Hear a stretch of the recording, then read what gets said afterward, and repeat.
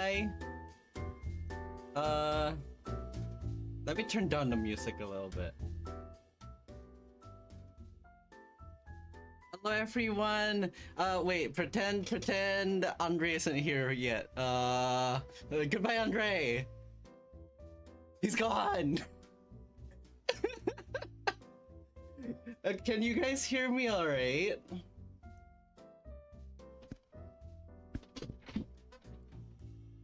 Hi. How are y'all doing? I am just chilling. I was like, should I do a stream, like a Q&A about like the songs I've made this year? And I was a bit unsure, but I ended up saying like, yeah, sure, I'll do it. Why not? I'm not. Today I'll be doing like a little bit of like Q&A, but a lot of the questions are already from my community posts, and we actually have a lot of questions to go through. There's around 92, I think, that I picked out of like I think 500 of you guys actually made a comment on the YouTube community post, which is a lot. And out of 500 of you all, I think some of you all actually asked a few questions and not just one. So I'll be answering like what, 90 something, because it might actually take a while. But like first we'll be like talking about like how our songs came by, mostly like Linger in the Rain. Andre will be showing some of his process of making Linger in the Rain. And yeah, that's where it is. I'm so sorry, I'm not really good at streaming, but let's get Andre here.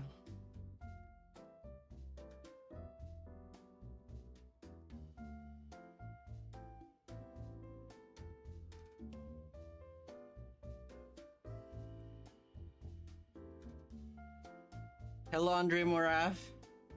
Hi. Wait, let me put your Fuki tech in.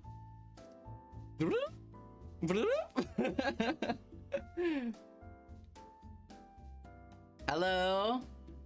Hi, how are you? I'm doing good. I'm just chilling. Nice to see you. Just chilling. It's nice to see you. Yeah, nice to see you too. You're so sweet. I'm mostly just like just yeah. Yoka, I missed you. We haven't been. I haven't heard your voice in like 2 minutes. 2 whole minutes. Yoka, why would you do this to me? I wonder That's why. this big boy.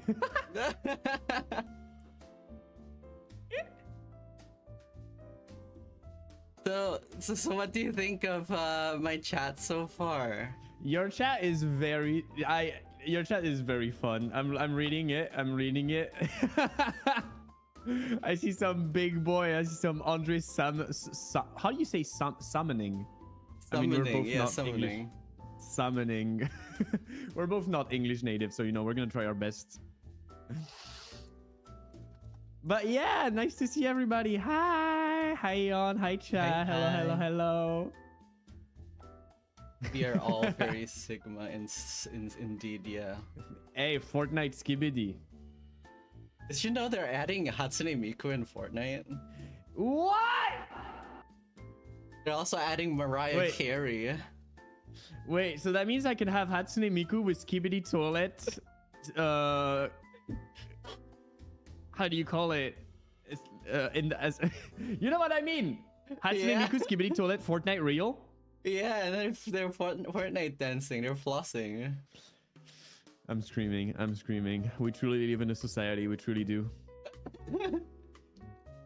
Is there an echo, guys?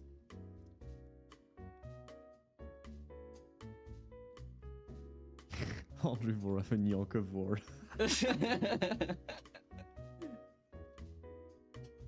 Yonkagore in Fortnite? I don't know. Well, it'll be whenever. Yonkagore Fortnite collab. I can't wait. Maybe someday. Maybe someday. So, we're starting with Linger in the Rain. Linger! Chad, did you like the song? Did you guys like Linger in the Rain? What did you guys think? What did you think of Linger in the Rain?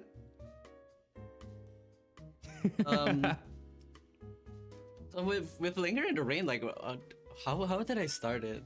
I think one day I was listening to city pop music, like Showa era Japanese pop, 80s Japanese pop, with Andre, and I was like, Yeah.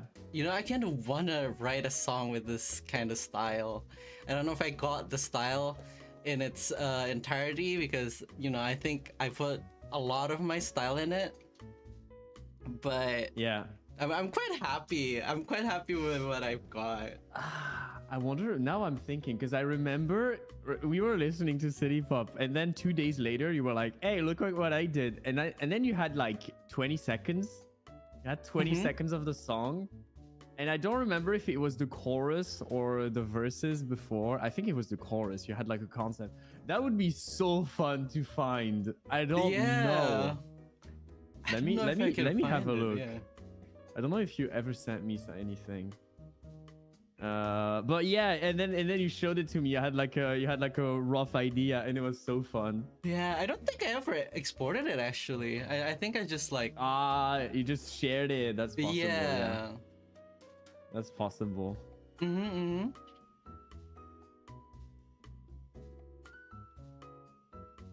But yeah. Yeah. I think that's how it went. That's how it all plays. That's how it all plays. That is how it all plays. I am nervous.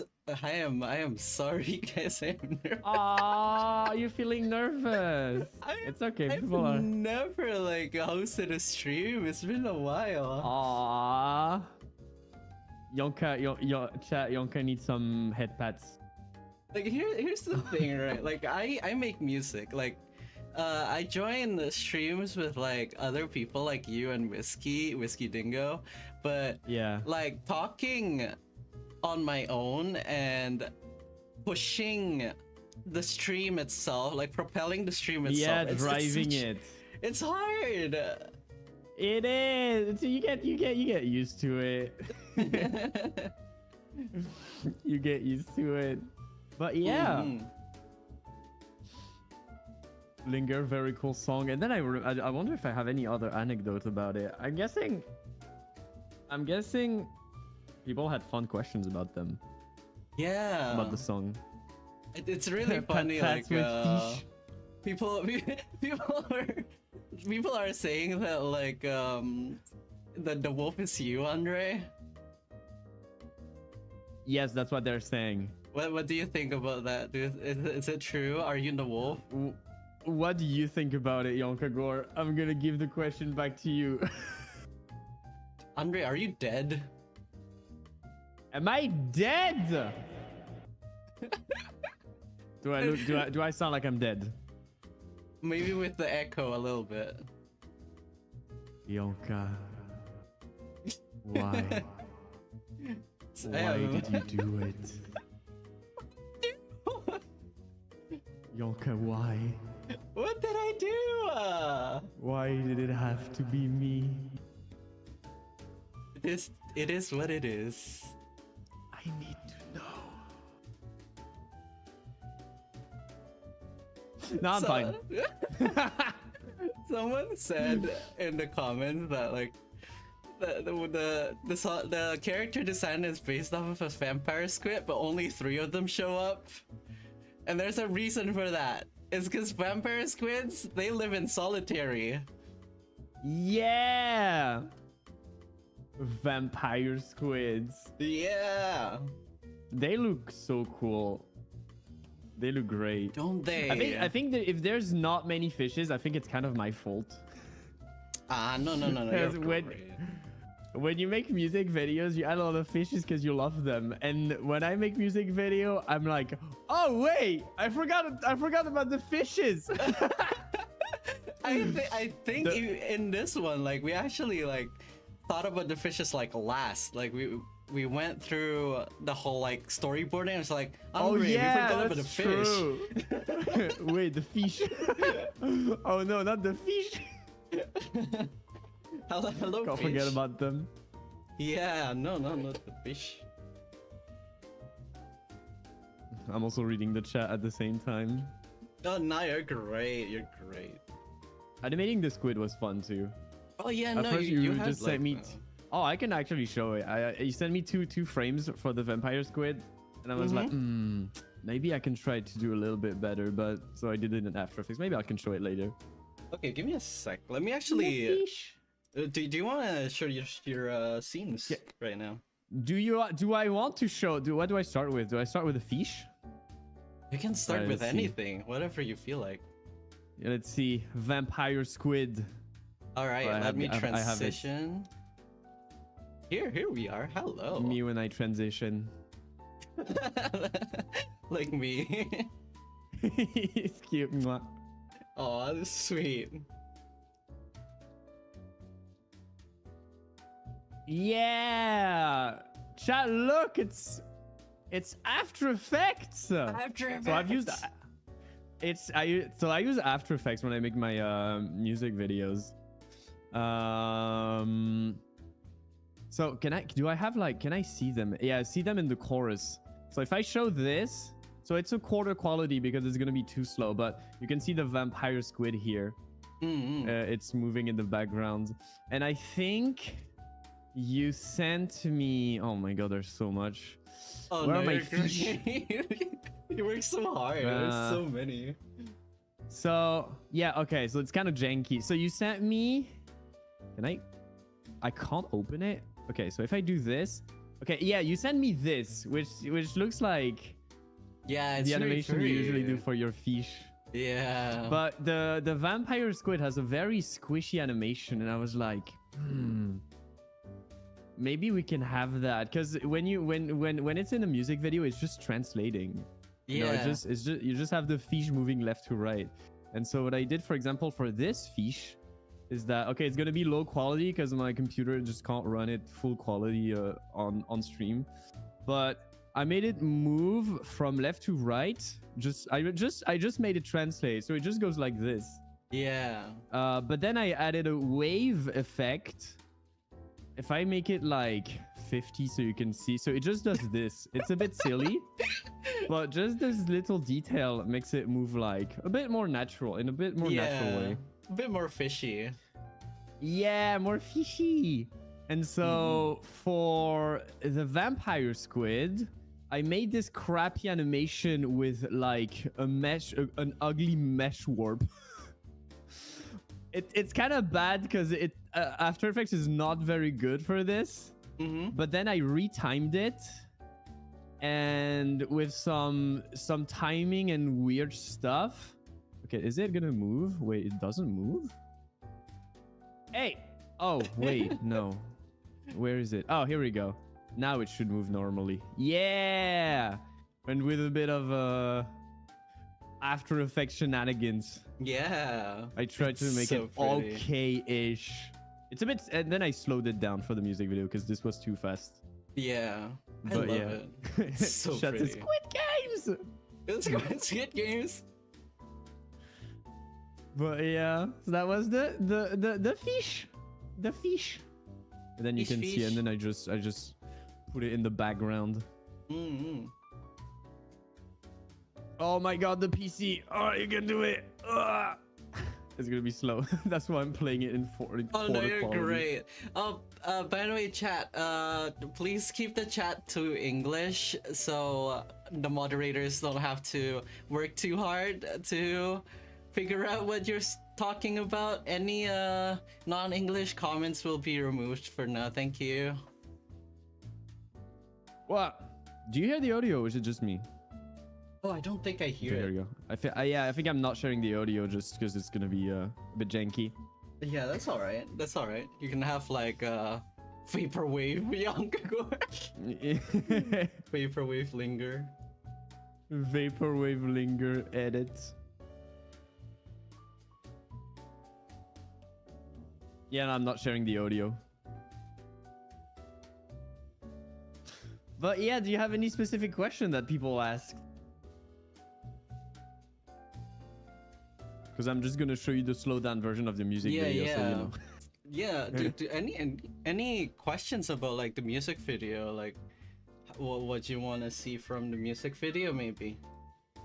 Because I do have questions for you later, but it's less about the music video and more about like you.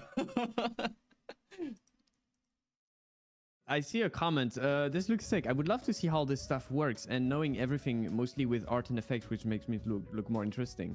I expect it would work with sprite sheets. I guess I can show you in more details how I make a shot, for example. Oh, this one is a very interesting shot.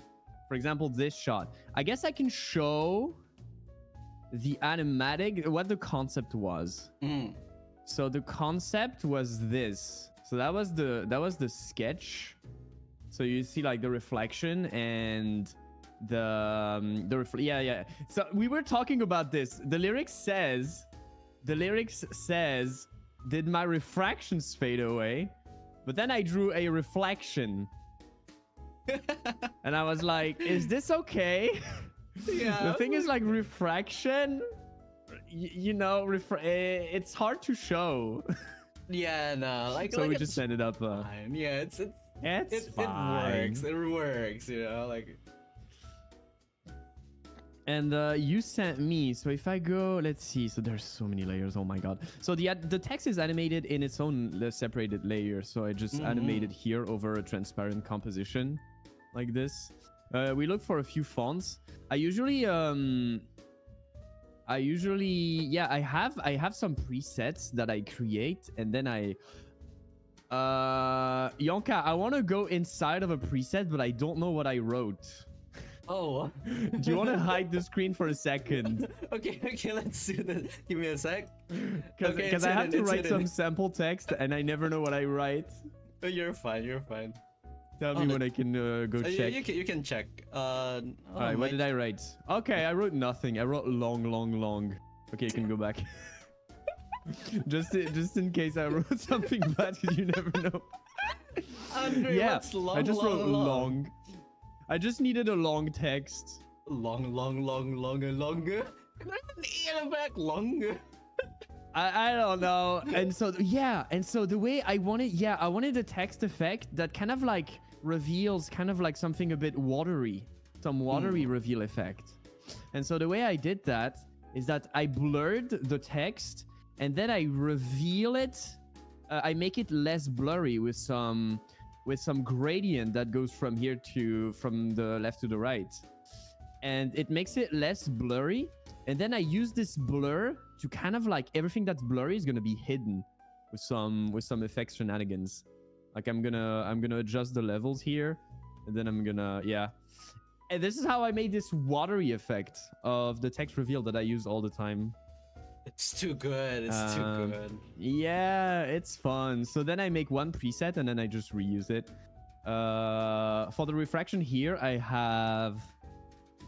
If I go to my question, where is the wave world? Yeah, I have a gray image like this, and this is gonna deform the text. This is done with a wave world effect on After Effects, and it goes woo. Boing. It's sweet. I like it. For this, I have two shots, as in like I have the scene inside of the puddle in a separate composition. I have the Yonkagor. Usually what you do is that you send me the character, which looks like this, and then I put my color effects over it. So you send me this, And then I do this to kind of It's like too match the good. style. It's too good. Yeah, it's kind of funny. I like it. I like doing it to have a cohesive shot. And then I have a little bit of a 3D. Oh, maybe I can do this. If I go to 2 views, maybe I can rotate around. Yeah, here we go. Whoa! I have like, it's on some kind of like 3D layer. like this. Can I surrender? Yeah, it's literally this. It's the same concept as in memory merge. Can I go? And then I just move the camera. So I have a camera that's right here. And then the camera moves like, it moves around like this. So if can I play this? Is it gonna lag? Yeah, here we go. So yeah, so this, and then the camera moves here on the right. And this is how this shot is made. So I have the reflection, and then oh yeah, for the so if I go back to one view, so this shot has 2 levels. So you have this one, and then it zooms in like this. So it goes like this. It's gonna be a bit slow. That's what working on After Effects is. So it goes, did my reflection fade away? And then it goes like, and then it goes like, and then it continues. A thought that haunts me day by day. What I did is that I kind of just zoomed the character in. So it goes from this to that. I just zoomed the character in. I barely moved the camera. It works. It works, you know. You know, it works. And then this puddle. How did I make the water droplet that makes an RGB effect? What you can do, oh my god, droplet, memory merge moment, is that you can separate the red, the blue, and the green, and then if you put, what's the mode? Linear dodge, is that what I used? You can basically add them on top of each other to have the real colors. But then I have a gray image that does little droplets like this. And they're going to use this black and white information to deform the image. But then I slightly deform every green, blue, and red layer at a different pace. This is how I get this RGB effect on the droplets. And I think I had a concept for it. So if I show it here, I said add quick chromatic aberration blurs in the water drops. Cyan, magenta, yellow, time delay. So I did not end up doing cyan, magenta, yellow, even if I prefer cyan, magenta, yellow. So RGB, if you add red, green, blue, it makes white. If you add cyan, magenta, yellow, it also makes white. It's just that it's a bit harder to do, even though I prefer cyan, magenta, yellow. But it's a bit harder, so I just made an RGB color displacement. I mean, you kind of see it, cyan, magenta, and this is just an ugly green, but you know, you can't have everything. So yeah. And yeah, this is how this shot was made. And then I added a little bit of effects. So if I disable all of the effects, like I usually add a little bit of sharpen and stuff like this. So this is without effects. This is the shot. Let me try to make it bigger. So this is the shot without any effect. And this is with effects. Whoa! I look so add a little bit of... Yeah, you look longer. So yeah, with a little bit of sharpen, more vibrance, and yeah, and then you have your shot. Oh yeah, I also have the puddle. The puddle is just a mask. So just so the puddle is like its own layer, and then I have like, where would my mask be? There we go. It's here. I have this that acts as a mask. I was like, anything that's inside is shown, and anything that's outside is not shown. So yeah. And then you do that for 4 minutes of animation, 5 minutes, and then you're done. I think I counted making Linger was 140 hours. 140 but that hours. includes the storyboards too. How long would that be in like days? 140 hours, 2 days. In France, a month worth of work in standard time is 150. So that's basically a month of work, standard French time. Okay, okay. That's so cool. Oh my god. Yeah. I mean, I was there during almost all of it, but Yeah, that's so true. I was cool. screen sharing the whole process. Yeah. He's a hard worker, chat. Look, he's Listen, if I don't work, really hard. if I don't work, I die. And these are the trees also I also made. I made them on Procreate. I just drew a bunch of trees. Yay, little trees. For the Yeah, background. and I added a little bit of texture onto them. That's where you can kind of see the style, because anything you do is like very clean.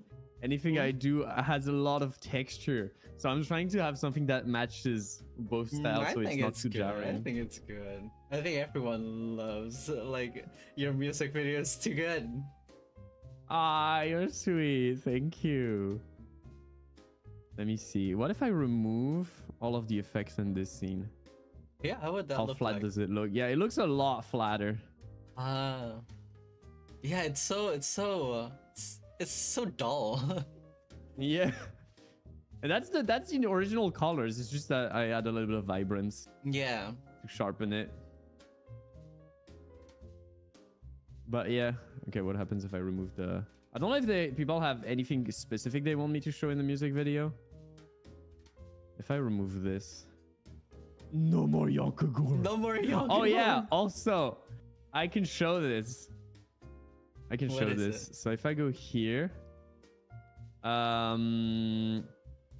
So yeah, these clouds are literally the clouds from Silly Plans Revisit, yeah. Silly Plans Revisit. Literally the same clouds. And then I added a bunch of new clouds. Maybe I can just do this. Maybe I can just play it. But yeah, literally the same clouds because I was too lazy. And they were nice. You know this, So, you know, this no need to, part, like this part, I find a little funny because the whole idea is that, like, you know, you take out the umbrella to, like, you know, get off of rain, but then the rain stopped. It's just like, Yeah. I'm gonna open my umbrella. And then the rain stops. But it's kind of like the metaphor. Yeah, it's the metaphor. It's like you're gearing up for the next rain, even if Yeah. even if it's safe right now. Yeah, basically.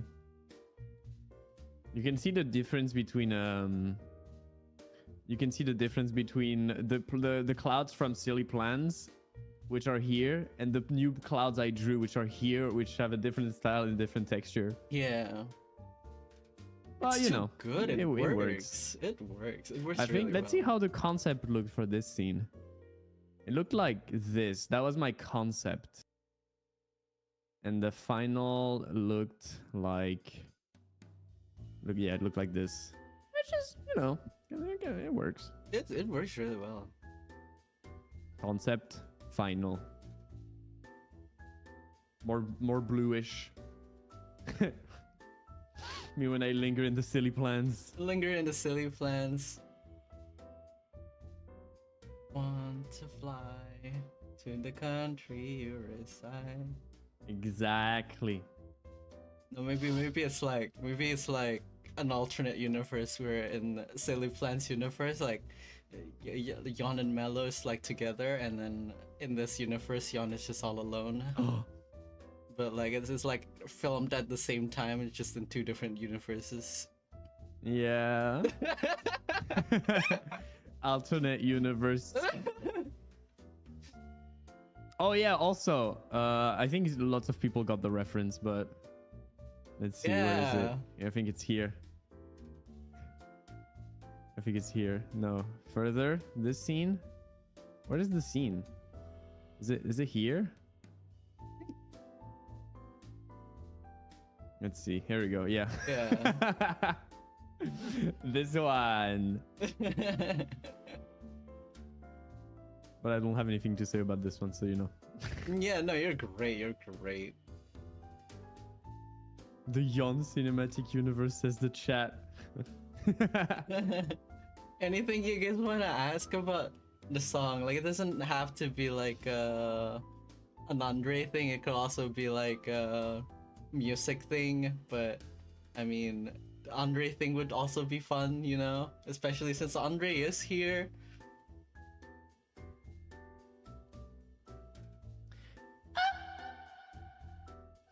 Just this Yonker lore.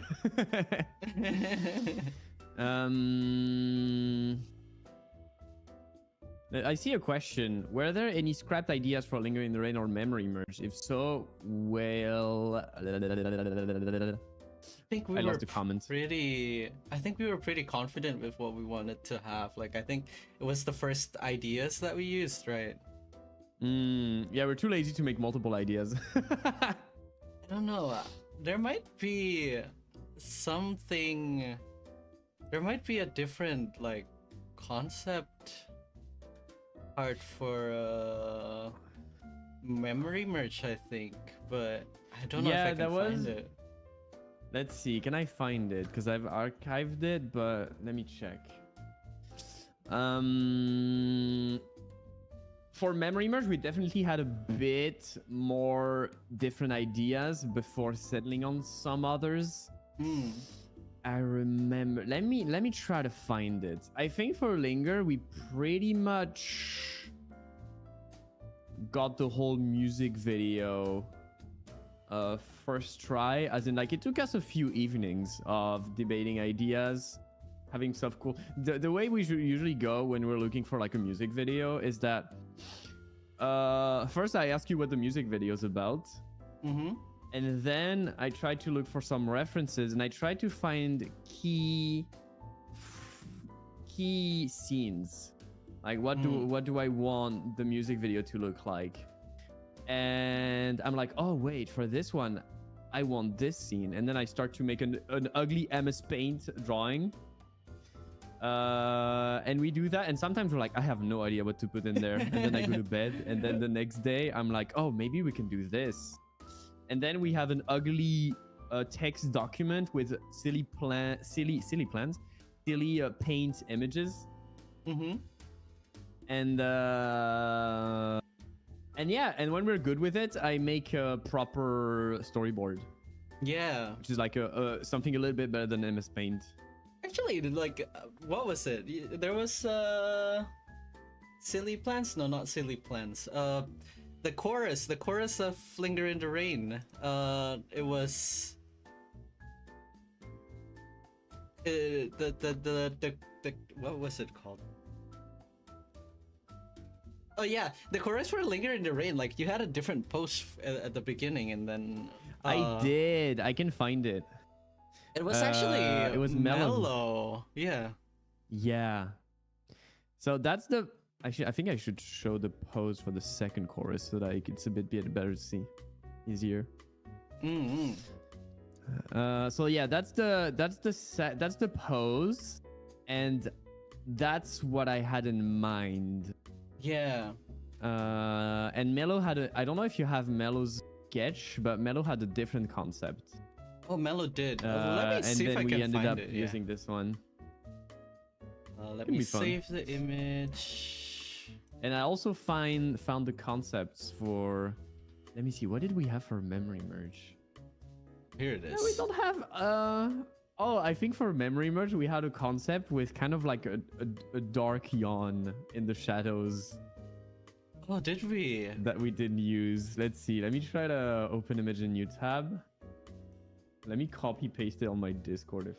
It was Mello's idea for the post that she was like this like dancing alone, but also like dancing with someone else. Yeah. The idea behind this first chorus is that, yeah, I love that. The idea is that it looks a bit off. It doesn't look properly. It looks like something's not quite right. Like something is missing. And then on the second chorus, you're like, oh, they're dancing with someone. Yeah, like it That was the fills the idea behind it. void. Yeah, exactly. Because they're like, what is this pose? Like that looks silly. But then it's chorus number 2, and then you see that there is someone. Yeah. I It's love droplet it. the stand user. Stand users attract each other. Maybe. I love the fact that your community has grabbed the effing droplet Yeah. meme. Am I just a droplet? Yeah, Am when I the- just a droplet? yeah, someone said "Yearning in the Storm" sounds like dancing through it all. We actually does. sang it. Yeah, we sang it during like our pre-production as well. I was like, and keep dancing through it all. It's like- Okay, Yeah, it works. whenever. It's so cute. but like, you know, it's my own song, so I mean, I get to do that. Yeah, you get to copy yourself. It's okay. It's fine.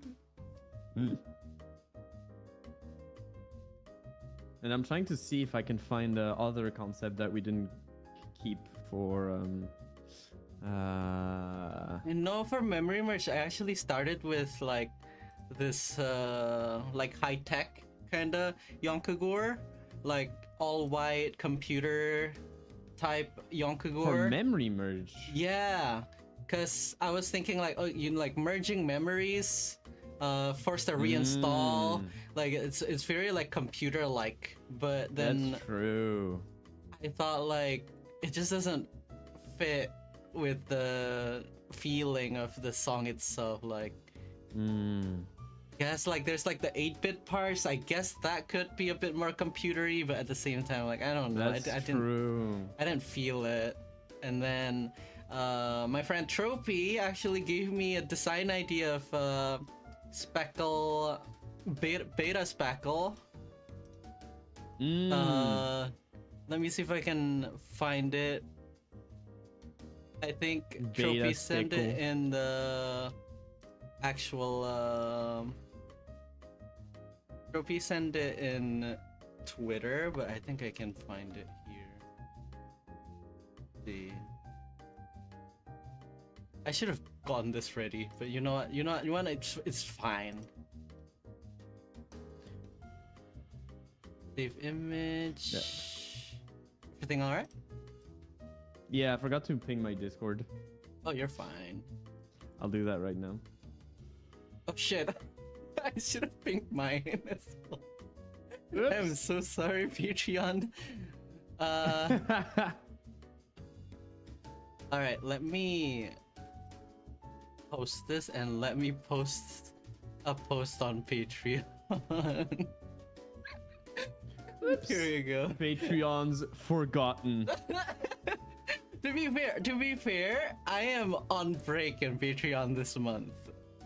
Okay. I just looked at the I just looked at the concepts we had for Linger, and no, we basically had it like first try. Yeah, no, Linger was smooth We have a sailing few for me. references though. We have a few references. For example, the last scene like this was inspired by the Vocaloid song. Is it Lost Time Memory at the very Yeah, Lost Time Memory. when you see what's the name of the girl in Lost Time Memory? Ayano. When she's when Ayano's standing on the bridge. Yeah, give me a second. Let me turn that off. Let's see, what other references? I mean, you got the Totoro reference. Yeah, we got Lost Time Memory with this one, like going upwards. I guess. Then again, a lot of Jin songs does this thing where it's like far like a far away camera, and then it goes up, right? Like there's also like UK Yesterday also yeah. does that. Yeah, that's true. Oh, do we want to talk about this do you remember what the reference for this pose was? Oh yeah, I do. This pose. Do you guys recognize this pose actually? It's a bit hard to see, but when you know it, you can see it. It has something to do with the music genre. Yeah. Let me see if I can find a picture of it. No, not I'm a also reading the- WebP.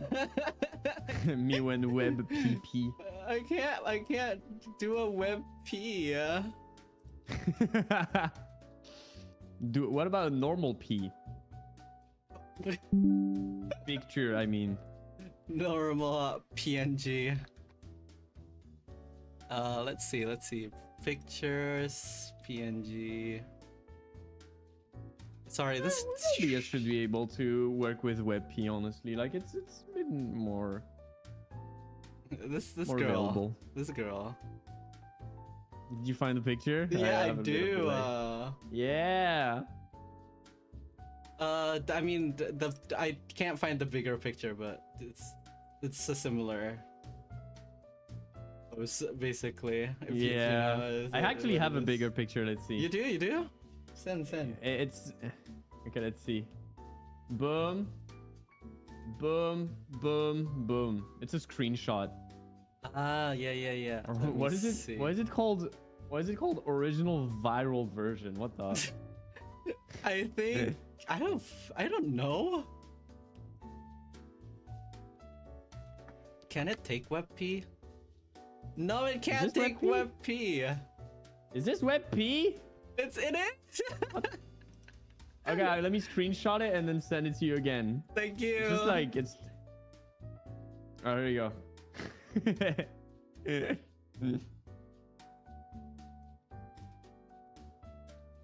Technical difficulties. It's okay. We're showing the references. It's image.png. Gergi says we love WebP. we love WebP.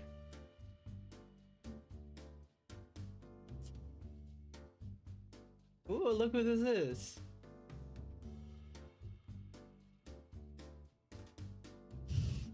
There's literally a fight in the chat about is WebP good or not. We're just playing games, guys. It's all just plastic love. Don't worry about it. It's all plastic love. Everyone is so mean to me. What do you think of that pose? I think that's like one of the funniest things working on this music videos. The bridge This pose. one specific pose. The bridge I think pose, we can yeah. see it better in the album cover. Yeah, here we go. Maybe this one. Oh yeah, I do my album covers in After Effects because this is where all of the assets are. So I'm like, you know what? Yeah, here we go. Oh, that's pretty. That was fun to do. It's nice. With the drops, with the teardrops. The teardrops. Just like you're looking away and then they're kind of disappearing against the background, but like you're turning your head and then the teardrops are flying. It's sweet. Oh. Goodbye.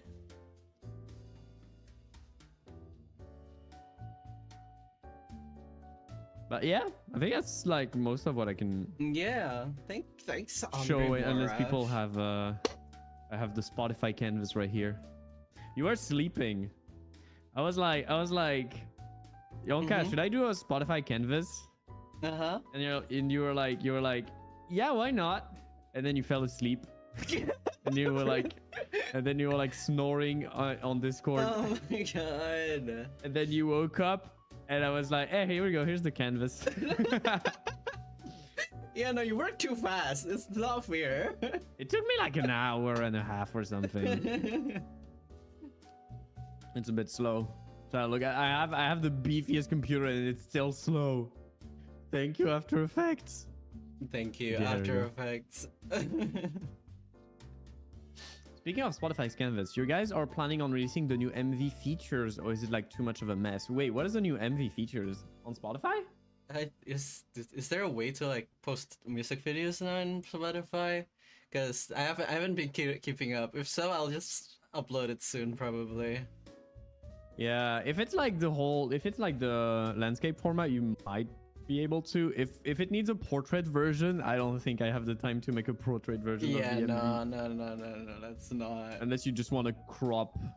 Yeah, I'll probably just like put it like 3 of them like like my old canvases, just like 3 of them. Yeah.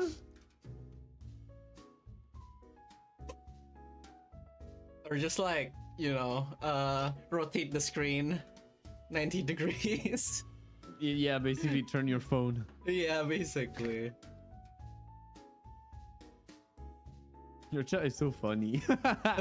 Your chat is like, I love Ivy Comb. Thank you, Ivy Comb. Thanks, Ivy Comb. Thank you, Ivy Comb. Alright. But yeah. Yeah. I'll probably be like answering some questions now, and probably asking you some questions a little bit once in a while, Andre. All but good. Feel free to like doze off or like work or I don't know, do like anything you feel like while I'm doing that. I'm still here. If there's like random questions for me, I can still be here and just work on my projects, and then you just if that works with you for the dynamic.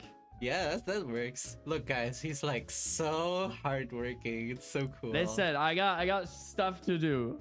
I got stuff to do. Poor Andre. But yeah, we can do that. I can stay. If you want me to stay. Yonka, do you want me here? I do. Oh, okay, I'm staying. All right, let's transition to this scene again. Oh wow, the chat is actually working. Okay. And Ty summoning showing? Andre. Yeah, it is showing. Nice. I don't have like a fancy chat fonts like you do, but it works. Dynasty Lobster asked, why isn't the umbrella a vampire squid body? That's such an opportunity. I think it can't. Did you, for the umbrella design, were you inspired by the vampire squid? Yeah. So I'll actually talk about that in one of the questions because I saw that. Okay, well, I'll let you do the questions. Can I close After Effects? Oh yeah, go ahead. Alright, here we go. I don't want you to be like using 90% of your PC's power. No, it's okay. It's just that I'm gonna open projects that I can't show on stream, so I don't want to risk it. Oh yeah, no, great. You're fine. Let me actually remove that from the scene real quick so that nothing happens. Some of the lore is so funny. I know you have questions, but should I Yeah, you can. There's You a can question. ask, You'll have to actually, answer it. I just saw it in the chat. Gonna Yeah, ask what it is again. it? Does Pickle canonically have dementia? I mean, this young? No, it's more of a repressed trauma situation. They can get better. They're just still struggling with it. Repressed trauma in my Yonkagore song? Unbelievable.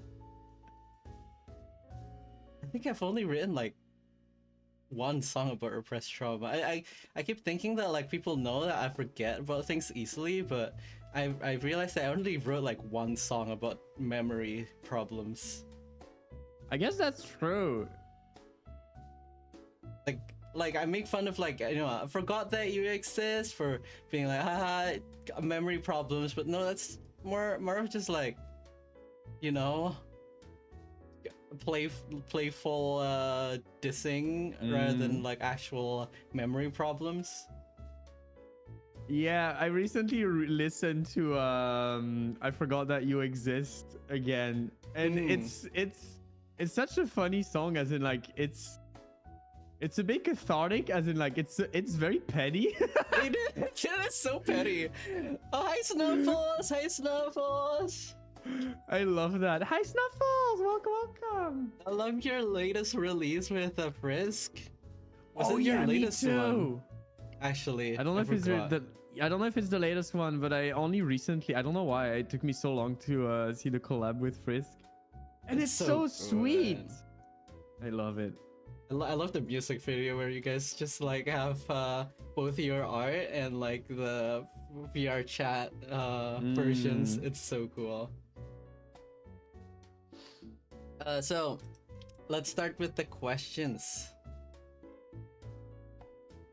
Out of the 3 songs that I've worked on this year, which one is your favorite? For me, it's right now it is Linger in the Rain, just because it's recency bias. And I haven't listened to it for too long that I've gotten tired of it.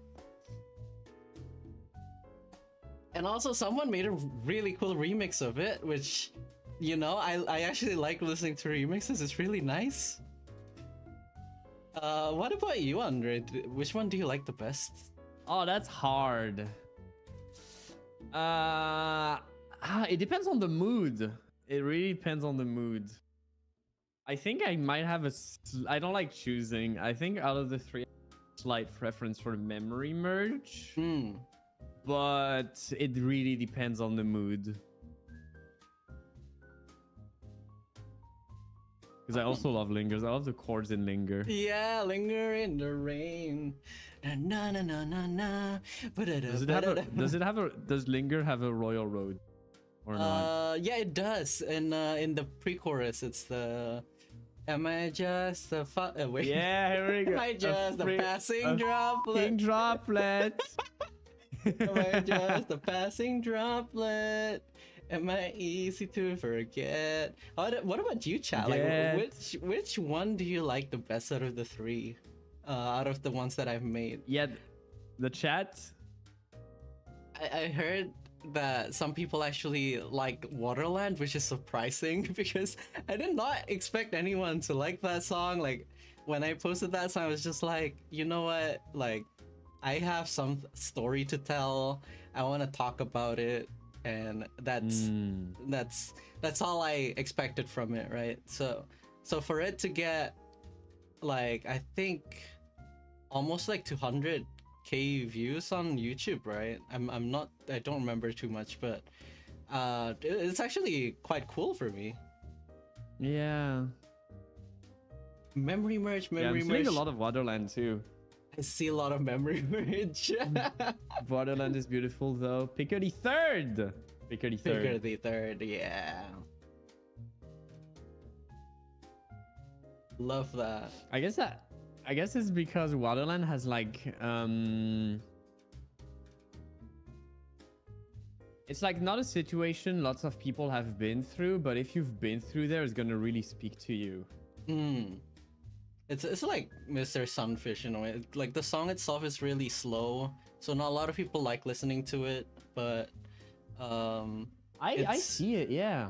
It's like, what is it? Like, it speaks from the heart, I guess, in a way. Yeah. You just listen to it and just think about it. And then maybe you don't listen to it again. You don't like listening to it, but maybe like it's still like, you know, you still kind of hold it. You kind of just hold the meaning, just see it as a story, I guess. No, but I can see the similarity with Mr. Sunfish. Yeah. But also, like, the fact that Waterland is such a like niche genre. It's based off of like Indonesian keroncong, which is yeah, it's based off of like this Portuguese, I think, Portuguese romance music that Indonesians would listen to, and back in the day when they heard that, they wanted to make their own versions, and so they made keroncong, which is basically the same type of like Portuguese music but with Indonesian style of I guess music composition and instruments. Yeah. All right, next question. Someone asked, are you going to release a full album like Paper Alibis? I'm not too sure. I think I do have enough songs to put out like a compilation album, but I think like I work really slow with music, that the closest I can do is like an EP of like 6 songs again, like Paper Alibis. If I'm doing like, you know, 6 original songs, of course. But I don't think like in this online kinda place, I don't think posting 6 original songs at once is a very good idea. So I'll have to think about it. If I want to post it, it's mostly for like the what's the word? Like the creativity of it, yeah, right? Like if I really have an idea and I really want to post like 6 songs, and then maybe, but at the moment I don't really have a full idea yet. As for like a compilation album, maybe, like if you guys just want me to compile all of the songs I've made so far and then put it in an album, I might do that. Like, why not? That's something I mean, you know the music space more than I do, but I see some artists, especially Japanese artists. I mean, it's probably the same everywhere, but release songs over the years and then at some point make an album with like 1 or 2 new extra. Yeah, I might do that. I might just add like 1 or 2 extra songs, and maybe it'll work. Trust the Yonka. Someone asked, why does Speckle have heterochromia? Oh yeah, the different eye color. Yeah, so Speckle is, the design is based off of a speckled goldfish with like, you know, lots of different colors and different speckles. Each goldfish is gonna like look different from each other because it's basically, you know, goldfishes like bred with each other, being what's the word, domesticated, and they make these like cool interesting patterns, I guess similar to a koi fish, but I think goldfish, like, you know, the koi fish is more from a carp. Speckled goldfishes are you know, goldfish, like a smaller type of carp, I guess. So I thought, like, why not, like, every time they change iteration, or every time they lose their memory, what if they change heterochromia, the like where their colors are? If, like, I know a lot of people have said that, like, oh, Speckle's eye color changed during the young and the older version, but I think not a lot of people realize that the eye color changes again during the 3rd version, right at the ending, where it turns into this, like, not like when it restarts. Yeah, like not into this like half color heterochromia, but more of this like only like a spotted heterochromia. I think my dog actually had that, where it's just like heterochromia, but like it's only like a spot in the bottom of like your eyes or something. Yonka lore.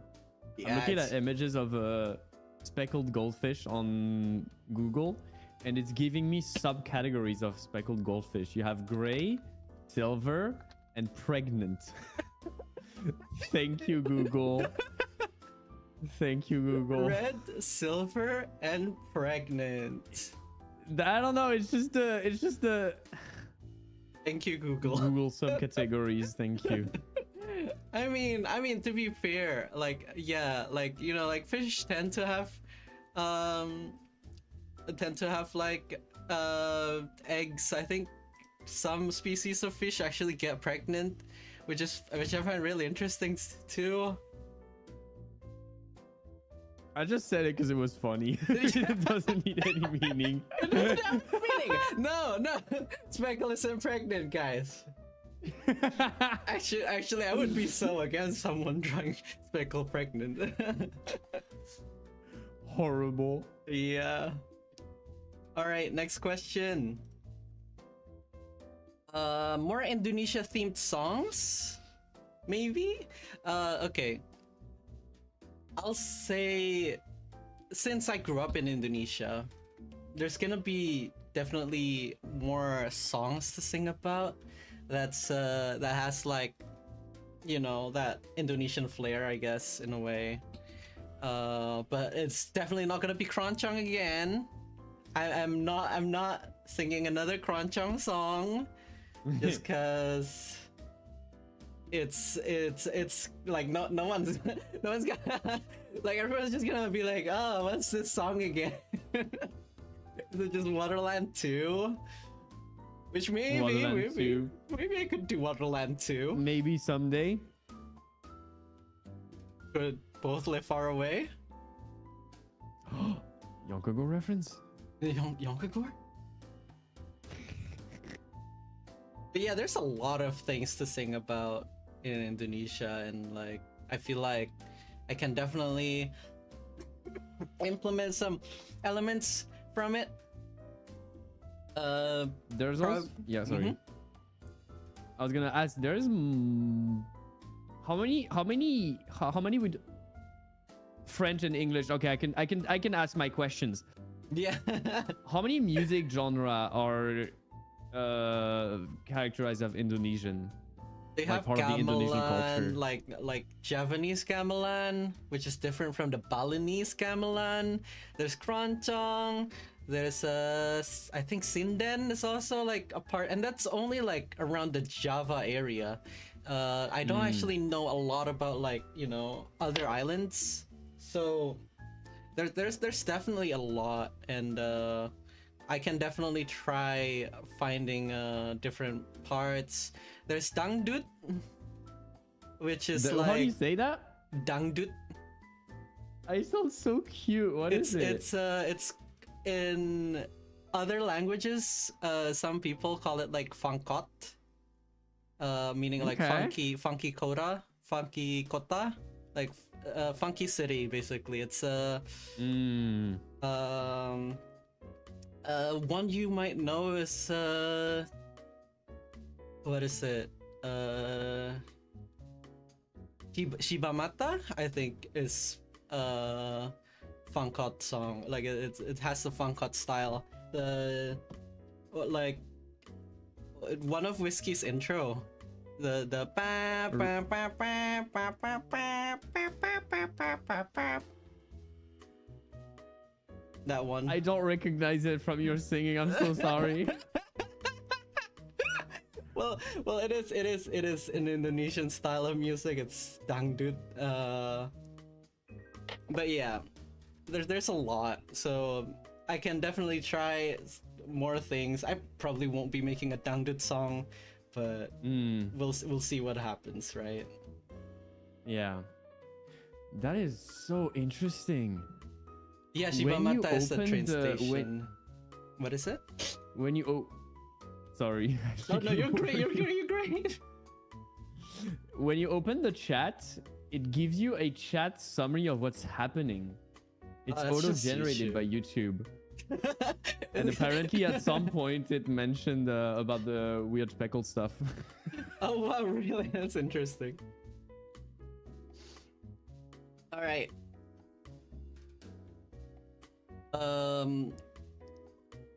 Next question. Well, this is the same question as earlier, but which song was your favorite musically? I like Linger in the Rain again. I mean, still, but yeah, like I was listening to this like what is it, like this I think it was like a Silva Gunner parody of like Yonkagor, and like it was Yonkagor, like it was like Linger in the Rain with like I think You're Just Like Pop Music. Oh yeah, as the vocals, and I was listening to it. It's like, wow, the chords are actually really interesting. Like the chords I used for Linger in the Rain is actually really good. Like I actually listened to it again. I was like, how did I come up with this? Like it's really nice. Like if we go like Linger in the Rain, like actually does this work? Give me a second. Yeah. If I turn this up. Let's see. I also at some point I think we were talking about vaporwave and daycore, nightcore versions. Yeah. And just before the release, because I was bored and I needed some entertainment, I took Linger in the Rain, put it into Audition, and then I slowed it down. Yeah. And I think you also like the chords because it makes you rediscover them. I did. I mean, okay, let me share you my screen just so you can hear it as well, Andre. Slowed and reverb. Yeah, here we go. Okay. Oh yeah, let's go. Music time. I love when Yonka does this. Is this alright? The volume, guys? Or is it too loud? I'll put it a little bit less loud. I'm not really good at playing the keyboard, like I'll be honest, I'm not good at playing piano. So this is gonna be like just me playing like piano, like little triads, like little beep beep beep beep beep. I don't have the dexterity for piano, so like what happened with Linger in the Rain is like, you know, like, cause whenever that's too low. Let's transpose it up.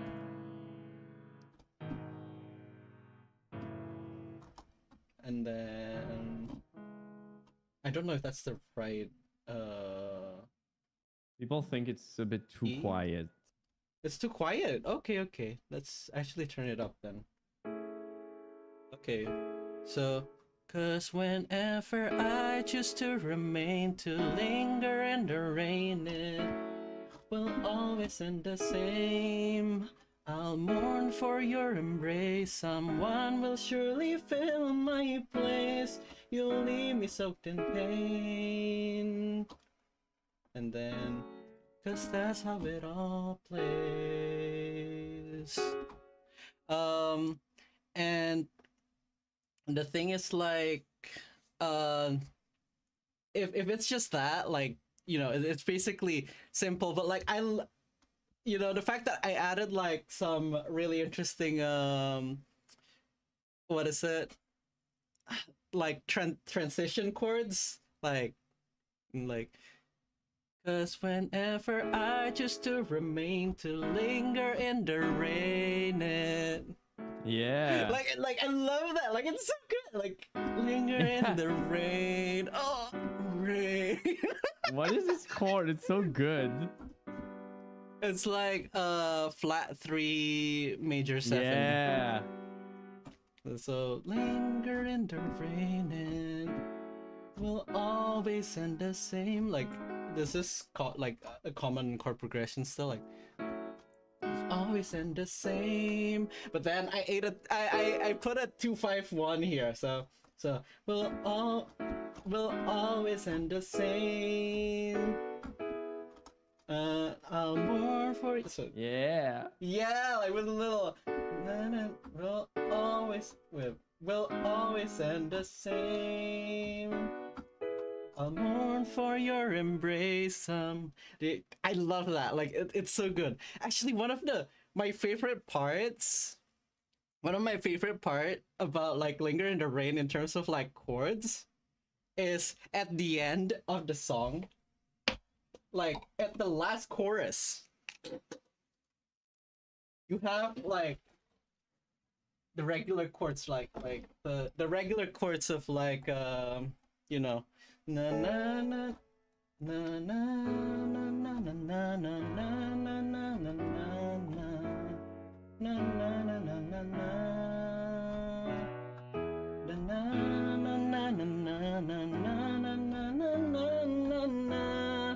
But I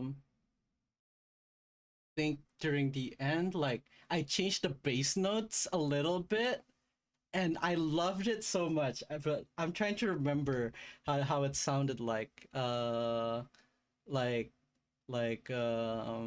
like, I'll mourn for your yeah, it's that, like, I'll mourn for your embrace. I'll mourn for your embrace. Someone will surely fill my place. And like just it's having so good. that, It just goes down. Yeah, no, the bass goes up, like it goes like, oh, it does. No, what am I playing? Like that. It's so like, good.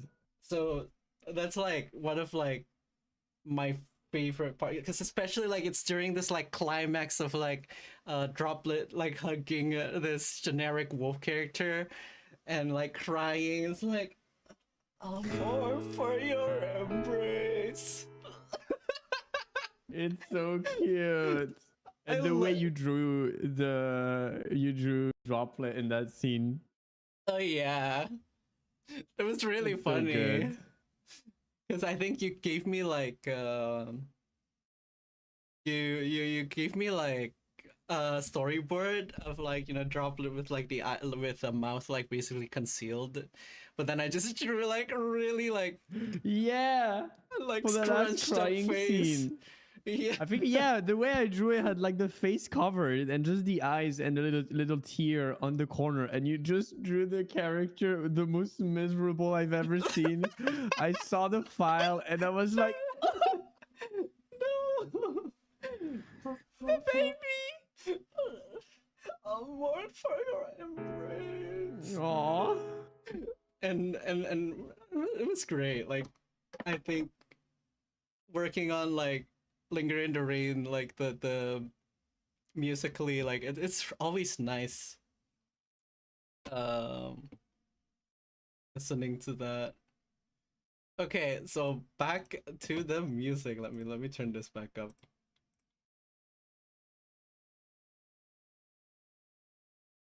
Oh, chat is saying that face made me tear up. Oh.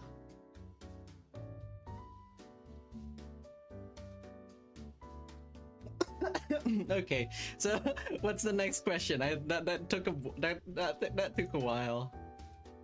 How long does it usually take for you to finish a song? How long? I'd say like sometimes it could be 1 month, but if it's with the animation and everything, it's usually like 6 months, 7 months. It usually takes a while, right? I mean, like, I know you work really fast, but I'm really slow. Like, I make the sprites like really slow, and also like sometimes I already have like a song done, but I still sit on it for like a few months, just going like, is this good enough? Is this better? Like, should I add something to it? Is there something else like I could do? Like, from what I've seen, you spend like you said, like 1 or 2 months to make 90% of the song. And then you just come back to it from time to time over the span of the next months. Exactly. Like I'm never too sure. I'm always too much of a perfectionist to finish it right away, or like post it right away. And even then, every time I post it, sometimes I still feel like it's not good enough. Yeah. I mean, honestly, I think it's good that you're leaving some time off, because it allows the brain to just move on, and then when you open it again, you notice new things. Exactly. I think it's nice to let it sit for a while. I think it's good. Okay, next question. How do you come up with your choice of outfits? So in the recent years, I actually had help from other people.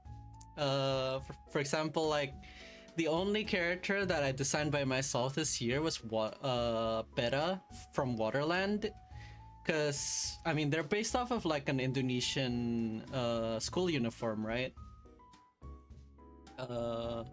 And what is it like? The other two, I had my friend Troparty to do my what's the word? Costume design for me.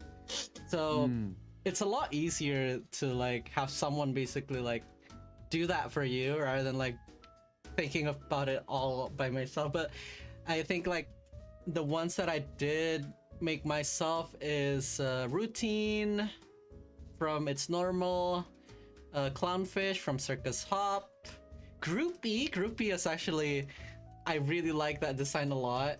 I know it's like really simple, but one of my favorites that I made by myself.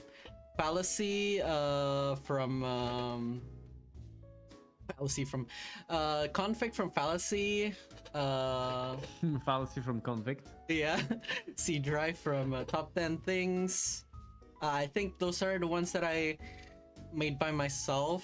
And Good Morning, Mr. Sunfish, Seabird was helped by Mello. Mello helped me a little bit on that, on the direction. You're Just Pop Music and You'll Be Gone. I had Santipur actually help me with that one, with those ones. And so definitely it's a lot easier when you have other people to help you with your character design. Of course, I still mostly do like the, you know, I like this, I like that, I don't like this part about it, I don't like that part about it, like, you know. And that's what I usually do.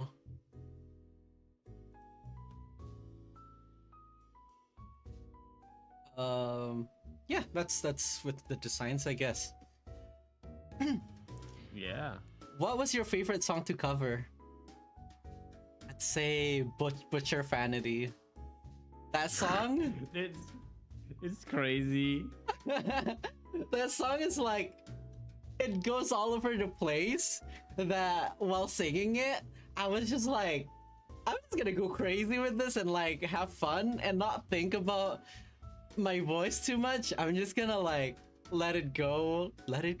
No, I'm just gonna do whatever, you know. Oh my god! And like I ended up with like lots of like falsetto, like, you know, a lot of like like stuff that I usually don't really do, because there's a lot of like really interesting intervals there. I also love your instrumental. I'll be completely honest, I can't listen to the original. I just love yours so much. I love the original a lot. It's so much different. It's just too different, but like I get it. Yeah.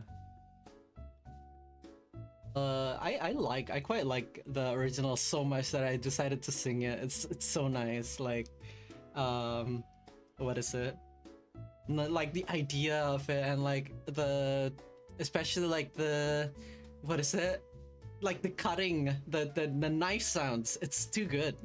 But yeah, my version, I tried to do like a more Latin jazz version, which, I mean, I've done a lot of Latin jazz inspired covers. Like, for example, like the Deltarune one is Latin jazz. There's a few. But yeah, that's what I like. That's one of my favorite covers, I think. Also, your laugh. Yeah, you know, the whole laugh thing. My laugh from Butcher Vanity, it was not planned. It was just me going like, "Oh wow, I sound crazy," and then I just like laughed at the microphone. I was like, "Wait, I can use this." It sounds so natural because it's so hard to laugh on command, I think. I mean, yeah, but I mean, like I guess so. What is your favorite character design? I like from these three, I like Speckle. I think Speckle is so like, what is it? Like, it's like, I mean, I even got like a little plushie of Speckle. Like, it's so marketable. True. Like, Speckle is so marketable. Like, it's so like this thing. Huntable. Yeah.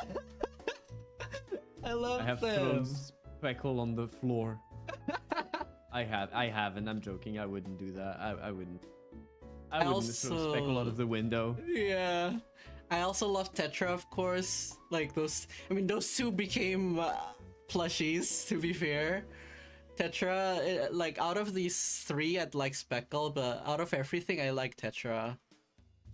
Tetra is like, I just like how casual they are. It's so simple, but it works, you know? And the failure hat is too good. Like, it works so well. The failure hat? You're a failure. You're a failure. Someone asked, "Are you okay?" I Is think Yonkogoro okay?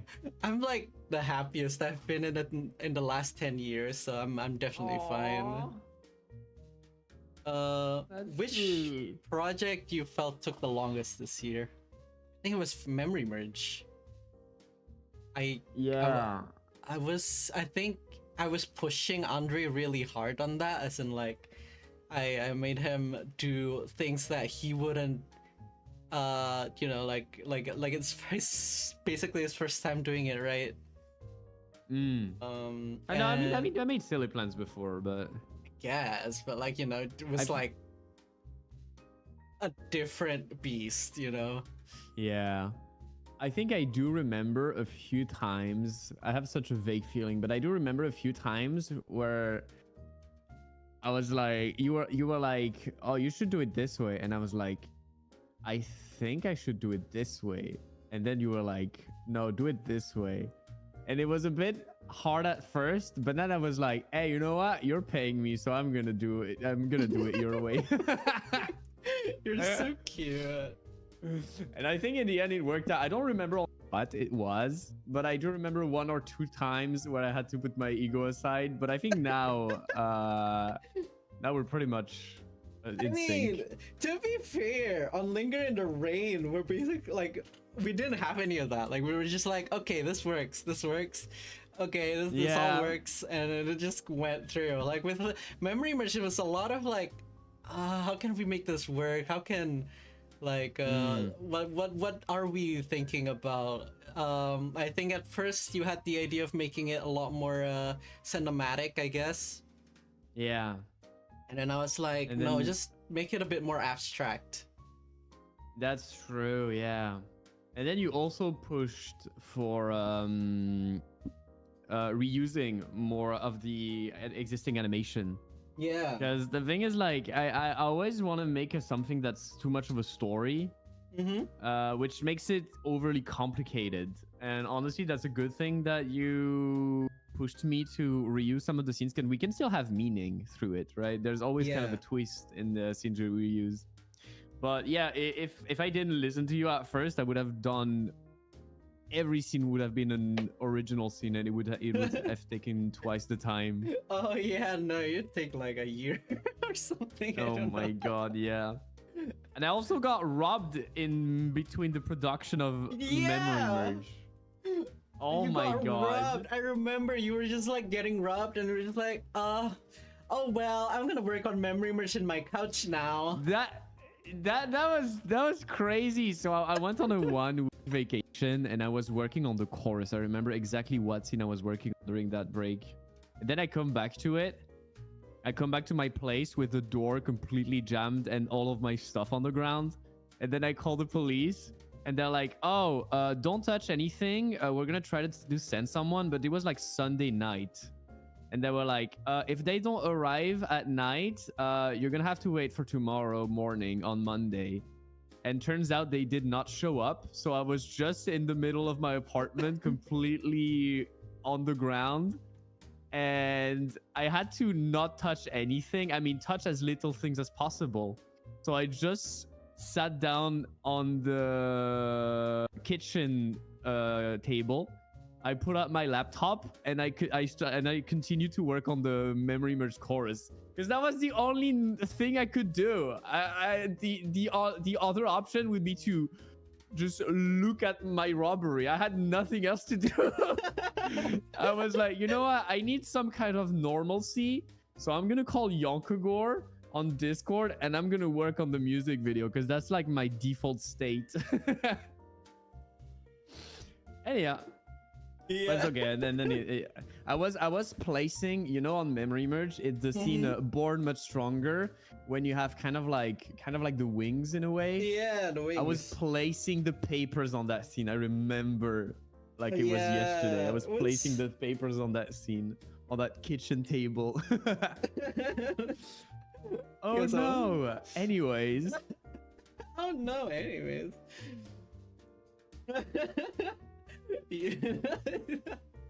Jan, they just robbed me. Wanna hop on PC and work on Memory Merge? Yeah.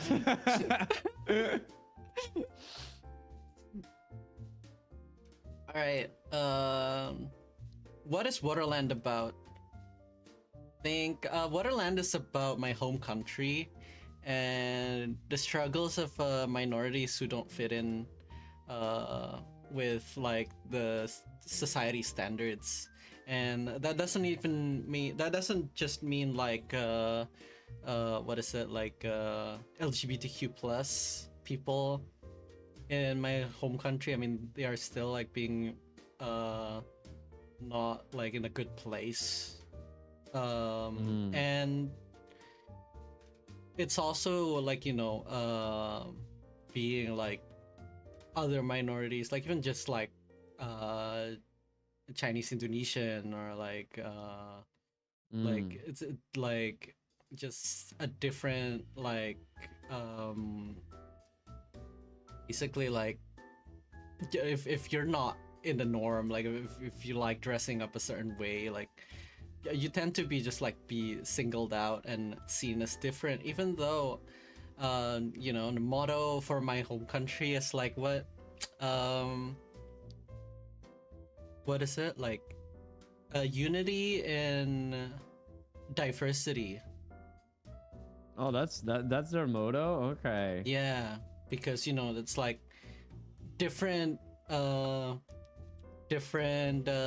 you know, we have so many different islands, but we still unite as one. Like that's their whole thing. But I think that like a lot of the times my home country is not very good with that kind of ideal, and a lot of the time we have like even people from like, you know, not the main island, like not Java, they would get like, you know, forgotten by the government, no, or like no one would like listen to their voice. And that's what I'm going for. I guess in Waterland it's a lot of that like longing of like wanting to move somewhere else where maybe they'll accept you better.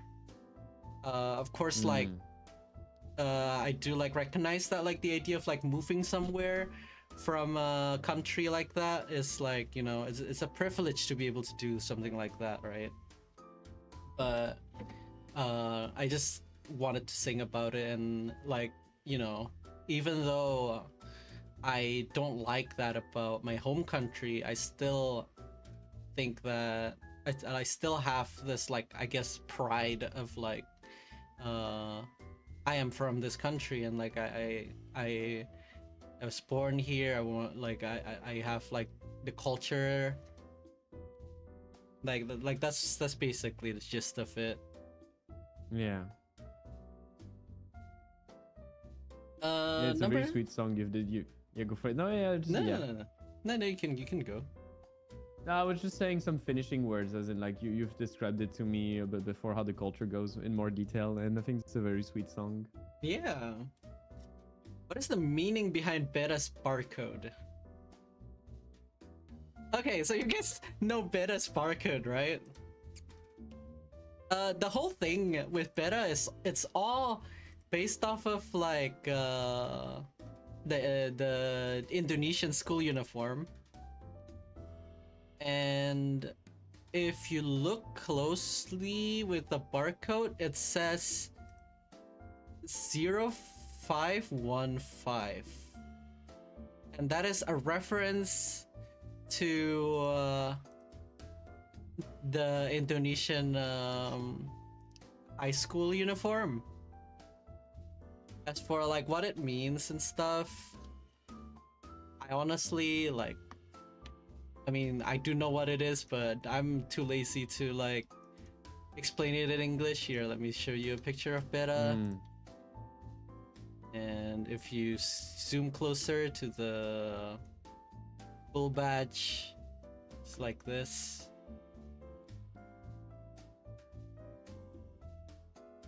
And if you check the badge name, it says this. And you know I chose this, and as like the name and not like, you know, beta, is because in Indonesia, the school uniform, you actually have your legal name in your school uniform. So if, for example, you wanted to adopt a different name, you kind of have to, like, you know, tell your teacher and stuff, and like if you don't like your name, you kind of just have to keep wearing it in your uniform. And that's also basically a criticism of that. Yeah.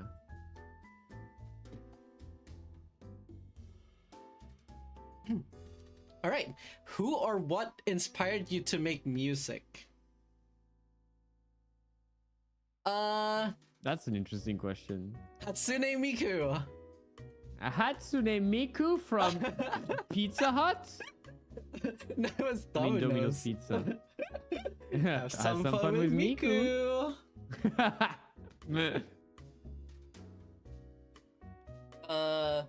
So I enjoyed the Vocaloid culture when I started, and I basically really like the idea that like you can make your own song, like you can produce your own songs, and like people will listen to them, and like, you know, you can have like a little robot singing it for you. Like I find that like really interesting.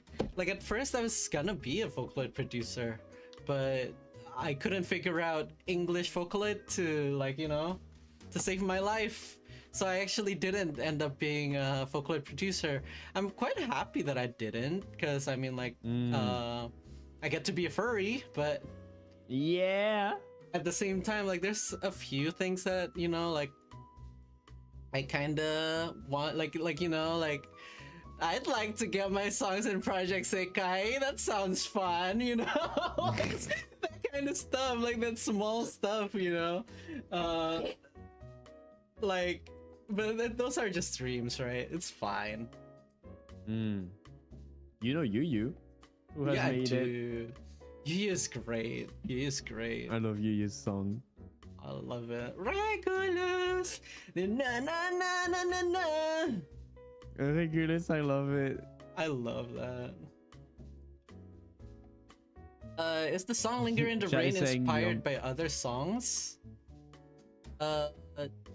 It is inspired by 80s Japanese and Indonesian love songs. Yeah. I think, yeah, like... Hatiku. Yeah, Hatiku, Cintaku. Asmara. Asmara, Asmara, Cinta. That's all the Indonesian words I know. Yeah. Ragi means again. Yeah, lagi.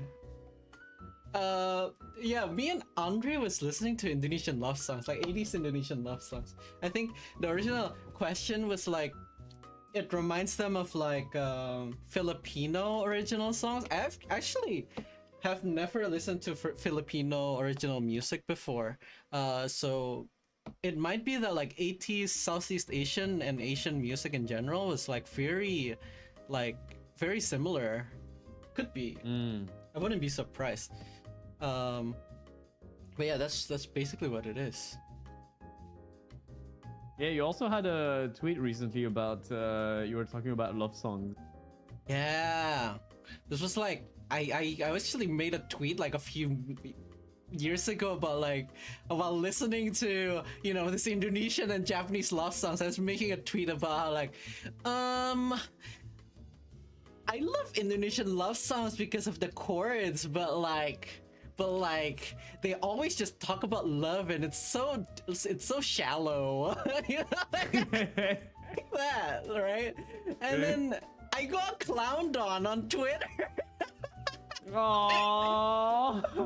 like they were roasting me for like I think like a day or two, and I was like, oh, I've got roasted. I'm gonna delete this tweet. I'm gonna Yonkagore Twitter moment.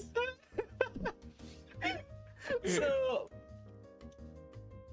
that happened, and then I was like, okay, what if I wrote a love song again, and make it sound like these Indonesian love songs? Like, how would it sound like? And it's this, and it Linger in the Rain. And after that, I made a tweet basically saying like, yeah, recently I made a tweet saying like, I made a few love songs recently, and yeah, like falling in love is just such a nice feeling. Like I get why people like singing about it. It's nice. Mm.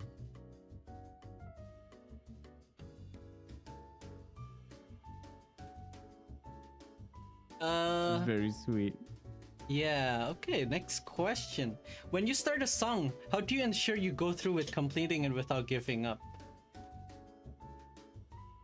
I have to tell myself basically like, I'll make mistakes, but I'll still make more songs in the future. So it's fine for me to make mistakes now. Like I know people will still remember these mistakes, but I'll do better in the future, and that's fine.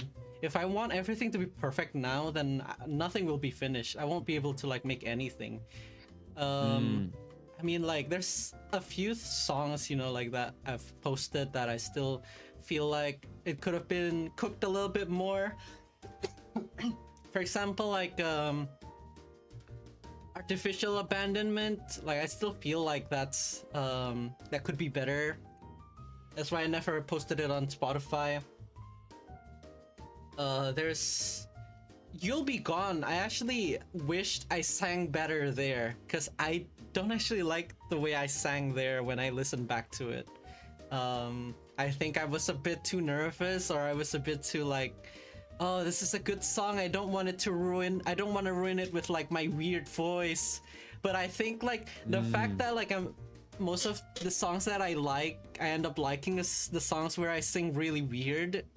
I think I should have gone with the weird route, you know? But I mean, you're kind of learning too. Like you say, you're evolving. Yeah. And the only way to never make mistake is to never make anything. Yeah, exactly. But that's kind of sad, you know? Like, why would Yeah. Number 17. Burger King foot lettuce. Wait. The last thing you'd want in a Burger King burger. Wait. Okay. How do you come up with your character names? I just decide that day, like, which word do I want to ruin for Yonkagore fans today? Like, routine? Yeah, they're not gonna be able to say routine ever again. Selfish? Definitely not, you know. Speckle? Anything with speckle? No, that's the Yonkagore reference now. Droplet of rain? No, just droplet from Yonkagore. That's all Yonkagore. Me when I ruin it for everybody. No, basically, I don't take these names very seriously.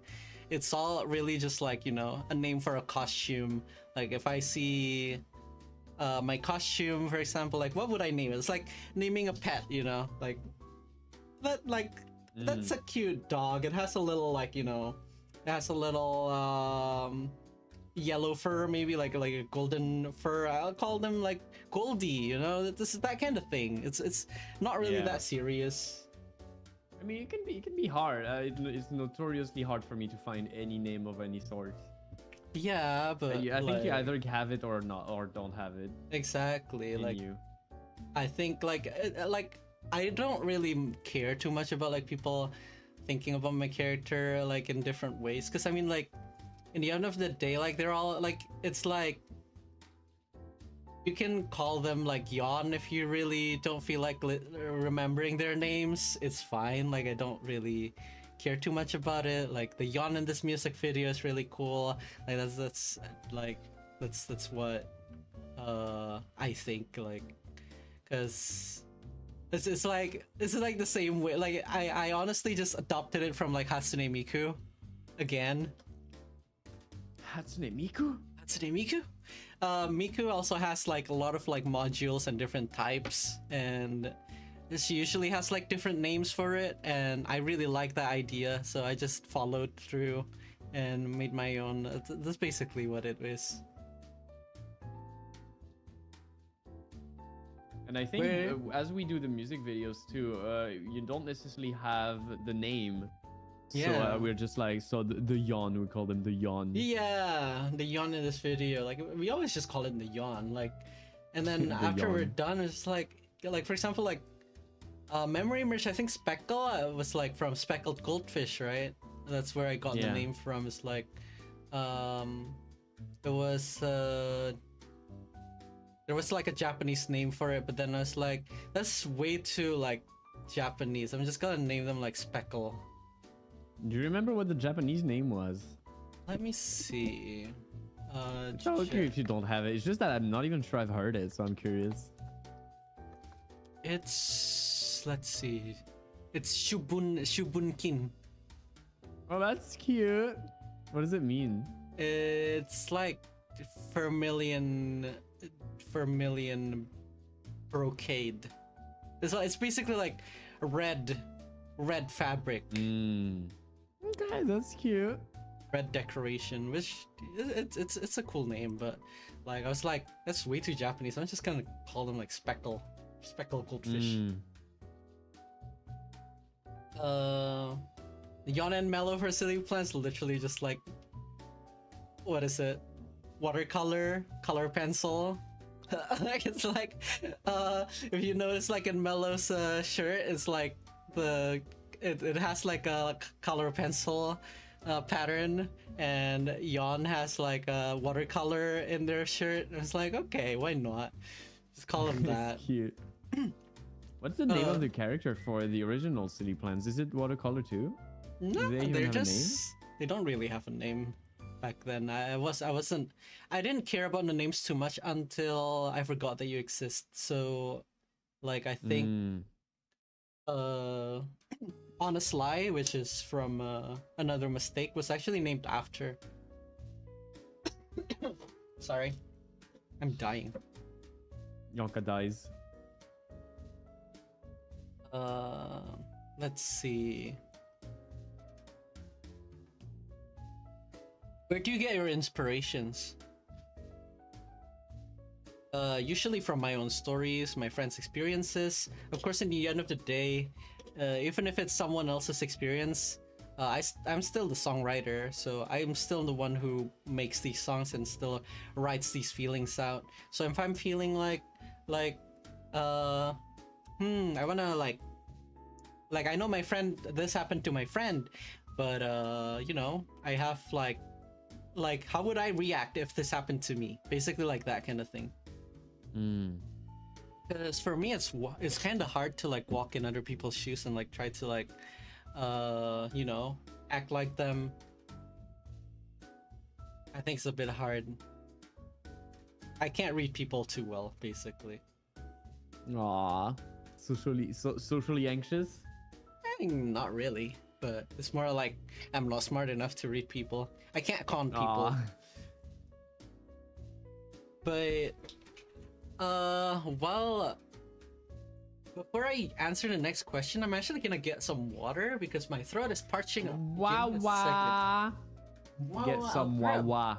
Bye, You've been guys. speaking for too long. I'll let you with the purple wolf. I'm the one entertaining the chat. I'm gonna read it.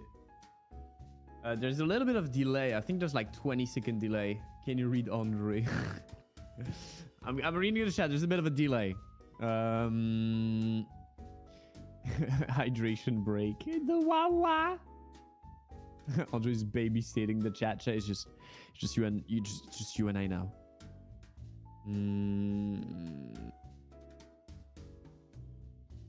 Chat, it's hard to see. Chat, there's too many questions at once. Hello, hi. The thing is, like, I can't answer for Yonkagor's questions. Any tips on making melodies? Ooh, we can ask that after. Andre, comment to Yonka News. I think it's better if I don't interact too much. I mean, I like watching the Yonka News. Just like everybody else. Same with Yonkagor updates. I'm too much of an insider if I interact. Question. Any tips on... Yeah, I read the comment. Any tips on making melodies? Can you play Megalovania? Oh. Hi. Hi. Andre, are I you don't dead? this. Nah, can you hear me? I can't hear you, but are you dead? No, I'm not dead. I'm not You dead. sure? I'm not dead. I can speak. Okay. Oh my god. Okay. Mm. Okay. Okay. There was a question. Someone asked. Yeah. I don't know if you want to answer a question from the chat directly that Yeah, you why haven't not? picked up, but someone asked, how do you come up with melodies? Oh, okay. I'll actually answer that later because there's a question for that later. Oh, okay, that's nice. All good.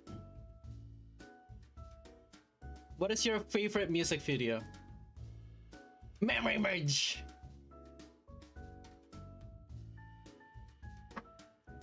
It's too good. Memory merge is too good. Like I don't know. Andre just like went wild there. Like I don't know what the hell he did, but he just went like. And then like fucking stuff flying around, like fish flying around, and then it's like can't remember, and it's like red with like, you know, paper textures, So and it's like, edgy. oh my god, it's like a fucking folklet music video. It's like I love it. Yeah. Hey, you know what, kids. So when you were a kid, you said that you were like listening to Vocaloid, and you were like, oh, I want to be a Vocaloid producer. Yeah. When I was a kid, I was looking at music videos, and I was like, oh, I want to make music videos for. I want to make cool animation on music. I think it's cool that we got there. Yeah. It's cool that we got there. When I started to do motion graphics, my end goal was to make music videos, basically. So that's cool that I got there. I had to animate. I had to animate tons of shitty advertisements for years before I get there. But you know, if that's what you gotta do to get there, I'll do it again. That's cool. Will you ever release vinyls? Vinyls? Probably not. Is it hard to produce? Is it hard to produce? Yeah, so I think I would, but it depends on the demand. I don't know if I have a demand for it. Like, how many of you guys actually have a vinyl, not recording, like a vinyl, like vinyl player, you know, like a record player. Yeah. You know, you can do vinyls with anything. You can make a vinyl with butter. No. Wait, really? No, I read a story. I don't know which country it was, but basically when vinyls, I don't remember. There was this one country who couldn't get vinyls, so they were using radio. You know the stuff that when you make a radio at the hospital. How do you call it? Radio imagery at the hospital. They would use that to make counterfeit vinyls. It's kind of funny. The science of vinyls is very funny. Chat is saying, I have one. Oh. I will buy one for Yonka. Oh, that's sweet. Someone asked a question for me, if I can answer. Yeah, go ahead. How long have you been doing motion graphics?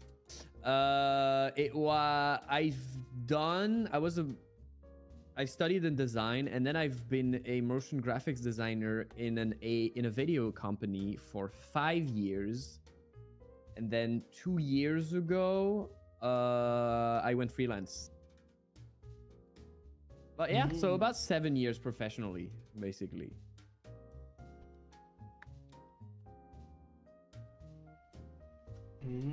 Okay. I'm reading the chat. Some of the messages are crazy. Oh yeah, no. You're doing great. Okay. Yeah, it'll depend on demand. I'll probably make a poll. I'll actually make a poll right now. Let's see. Start a poll. Ask question. How many of you want a Yonkagore final? Me? Not me.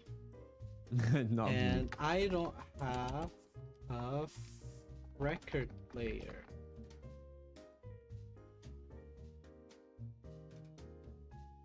I had another. Someone asked another question. Andre, what's your favorite Yonkagore song? Can I answer that? Go ahead. Yeah. I'm actually what- not sure.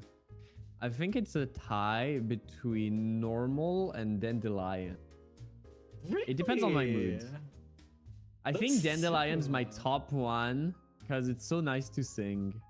Dandelion. I love singing it. Please fulfill my youthful prayers. Yeah, you like the slow ones. I mean, like, I love Dandelion. fair enough. I actually have not been listening to my songs for a while. I haven't listened to it for a while. Have you done the bossa nova of Dandelion?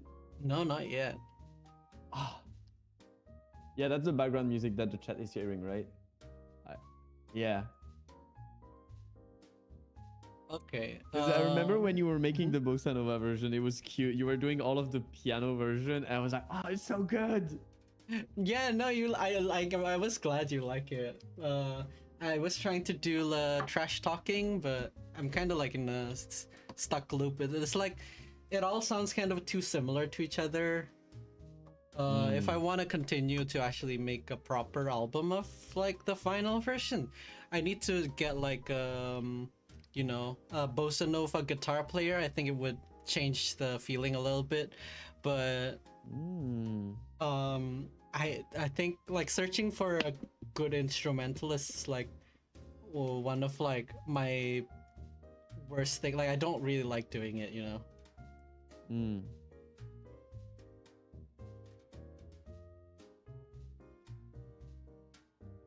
Let's see who else.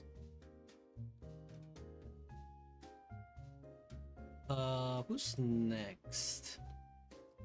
Okay, what pieces of media is your art style based off of? This might be a new thing for you guys, but it's actually the really old Toho comic Walfus. Walfus. Wait, can you say the question again? I missed the word. Oh, what is it? What piece of question. media is your art style based off of? Interesting. Can I see that? What do I type? Walfus. I think their handle now I think is like Wolfie on Twitter. So what do I type? Toho Wolfie? Yeah, like Wolfie. Walfie. I think they're the one who animated the little thing in Feature Studio. Let's see. Little flying mascot guy. Oh, wait. The mascot of YouTube Studio? That's fun. Yeah, like you know, like the little flying guy in the like with the little tiny thing. Like Yeah. you'll recognize the art style, right? Right. Oh, damn. That's interesting. Yeah, I've seen them. What other stuff did they do back in the day? Oh, they basically made like comics, really funny comics. I think it's like one of my favorite things back in the day. I like you know, like there was like this whole story about like these two Toho characters, and one of them, like, you know, in the actual Toho story, like one of them hates each other because I forgot, one wanted to like steal the moon or something, but then like the other one hated it. But then like in the comics, it's literally just like they were playing like fire trucks or something, and they didn't want to give each other the fire truck, and then they got mad at each other, and now they hate each other. It was really silly, but it you know, that's just the humor back in the day. Yeah, I see it in the art style. Toho Wildfest. Yeah. Oh yeah, I forgot what the story was with Toho, because it's been a while. So I don't know if they actually wanted to steal the moon or something, but that was what I remember. Okay, so this is the last question from Twitter. Who is the ghost character? We called them like what? Generic wolf furry, generic wolf furry number 2. Generic furry wolf. Yeah, exactly. It's just generic. How did I call them in my files? Let's see. Let's see. How did I call them? Assets. I called them wolf. Yeah, exactly. They're just wolf. Just wolf. They're not really like anything special. They're just wolf. Woof woof. It's just wolf. All right, now it's YouTube questions from YouTube.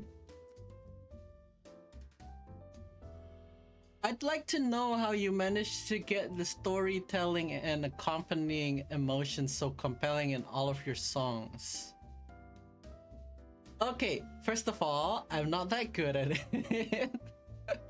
I try, but I know like sometimes like, you know, I know like sometimes, a lot of the times I make a song and I see the comments and the most popular comment is usually like, you know, a theory or something, and I'll be honest, most of the time, they're not really that close to what my intent was, you know?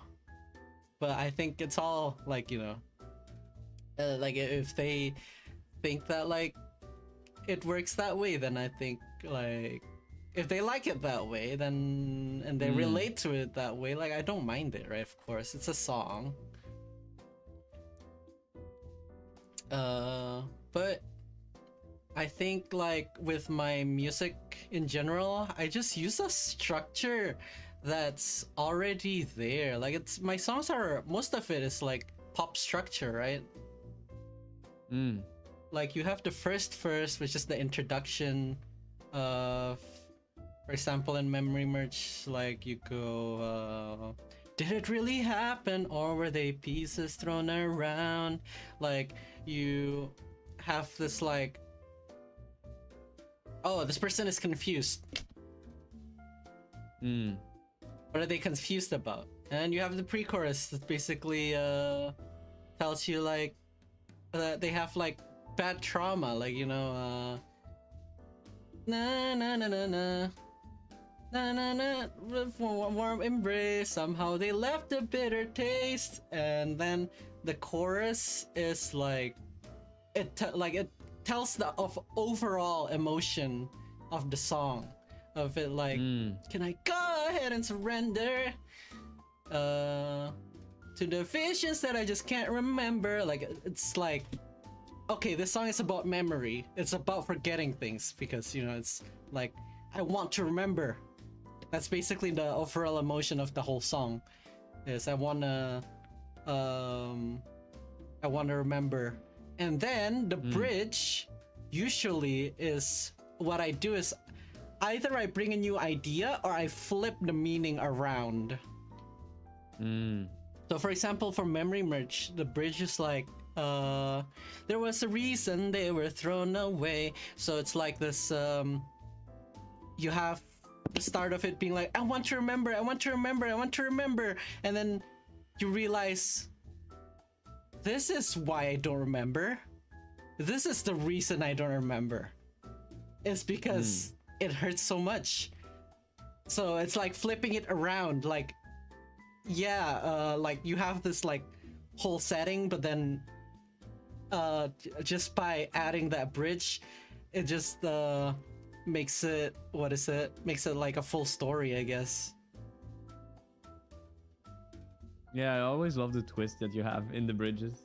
Yeah, I think people like the bridges. I'm glad people enjoy it. It also adds some nice freshness to the song. Yeah. Also, yeah, like Andre, your animation in the bridge, like with the fire and everything, it's too good. I see Ash's comment saying the same thing. I'm glad you like it. It's too good. It's fun to work on the bridges, whether it's Memory Merge or Linger in the Rain. It had some to the song. Oh, you cut out? What did you say? And it adds something new to the song, the bridge. Yeah. And so we can try some new meaning even visually. Cool. Yeah. Any recommendations for beginner musicians? I'd say like learn how to use a DAW. Like research a DAW that you think would work for you. I'd say like common one is like, you know, FL Studio. Usually people use for if you like loops, if you like songs that like loop a lot, use the same chords over and over. Like I say, FL Studio is good. Ableton is also good. See what's good about each of them. If you want to make like songs like mine, a lot of people would say like Logic or Cubase. Those are like two really good ones that people say are like. Of course, there's Reaper as well, which is free, but some people don't like the fact that it's free because, you know, the UI of Reaper isn't like the best UI in the world. So, but you can try it if you've never tried making a song before. You know, it's a try. If you want to make a song like mine, you know, I'd say learn basic music theory. It doesn't even have to be like super hard. Like at least learn like chord structure, like chords. Like learn like what a 1 major means, what a 2 minor means, 3 minor, and then learn the song structures. So you can analyze the songs you like. Like for example, like what is the verse, what is the pre-chorus, what is the chorus. Like once you learn that, like basically got the basic. And then after that, like you learn you analyze other songs. Even like simple progressions, like, you know, 1, 6 minor, 4, 5, like that's already like a really easy chord progression. But like if you can make a song out of that, like that's a good start, you know. And then after you analyze, you try recreating songs in the style that you like. I think that's always like good, because then, you know, you enjoy the process of learning and making new music, because, you know, you enjoy the song that you're trying to make.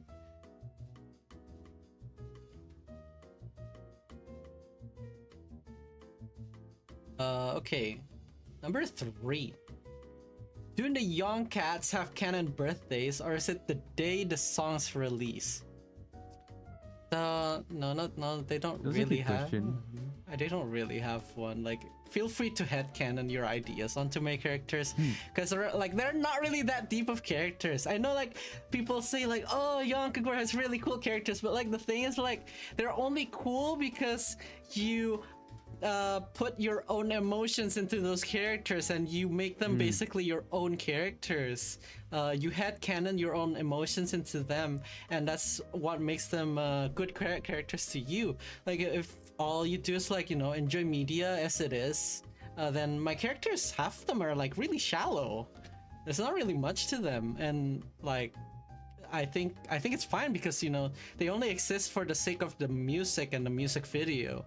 But I think it's I think it's nice the meaning that people put on them, especially through the songs, because, you know, the song it leaves to the imagination. This is why so many people have different interpretations. Exactly. And they put that onto the characters too. Because, and like, especially like if you relate to the song, like you're gonna relate to the character, and you're gonna start headcanoning them as like, you know, your own character. Like but that's also like the reason why, like, you know, some characters, like for example Tetra, you know, their entire personality is just like, oh, I like noodles, because that's the only thing that they have. It's just that like, oh, they ate noodles in this one music video. Is that their whole personality? That's what people draw them with. It's always like Tetra and noodles. Like, yeah, I mean, fair, but like, you know, that like it's because they're really like that shallow. There's nothing to them, but you know, I think it's beautiful that like people can relate to them and headcanon their own feelings into them. I want noodles now. I ate too much noodles today, so non-noodles for me. Nah, full of nudes.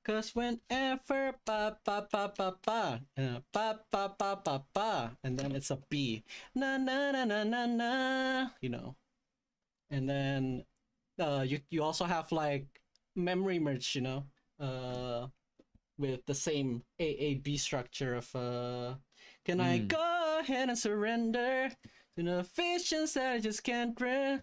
I mean, there's like it's elongated. The second A is elongated, right? Like can't remember, but it's the same thing. Like ba ba ba da da ba ba ba ba ba da da ba ba ba ba, and then there's a long B.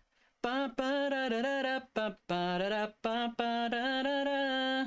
Like that's basically how I make most of my melodies, and I learned that a lot from like pop music, and like it's always good to learn from popular music because you know if the normal people can listen to them, like if the normies can like them, then there must be something there to like that makes it really catchy, you know? Yeah. Like Would you recommend for starting artists to recreate songs that already exist, or oh try yeah, to make their own stuff? definitely like you should like practice first with like you know other people's music, because you know like other people's music, they have like the right chord structure, you have the right chords. I think it's a good place to start, you know. That's nice. In Sweet. terms of like you know posting it, maybe not like you don't have to like post your first cover and everything. I think there's time for that, but like you if you're practicing first, like I think it's good to copy someone else and like try to replicate that. Yeah, that's basically a little what is it, like music theory lessons with Yonkugor. Yeah, I love that. I mean, you taught me music theory. Of course, like I don't know everything. It's not always short A B, of course. Like you can make it a bit different, like for example, like you know, B, no, like long A and then short B, you know. But that's usually what I do. Like for example, songs with A, short B is like you're just like pop music. You know, listen to your voice 24/7. That's the A, and then you have dancing through it all, though, and then the second part is also just like I do miss the times we spent together. It's a long A, and then you're so 2020. You're just like pop music. Like it's A short B. A lot of it really just goes back to repetition, and maybe like, of course we have like different lyrics and different melodies, but I think that's what makes it catchy. If you think my melodies are catchy, of course, like. But I mean, you're watching a Yonguger stream, so I'm just gonna assume that you think so. No. Yeah, I never thought about it this way, but now I can see it. All right, let's go back to the music and then the next question. Music time.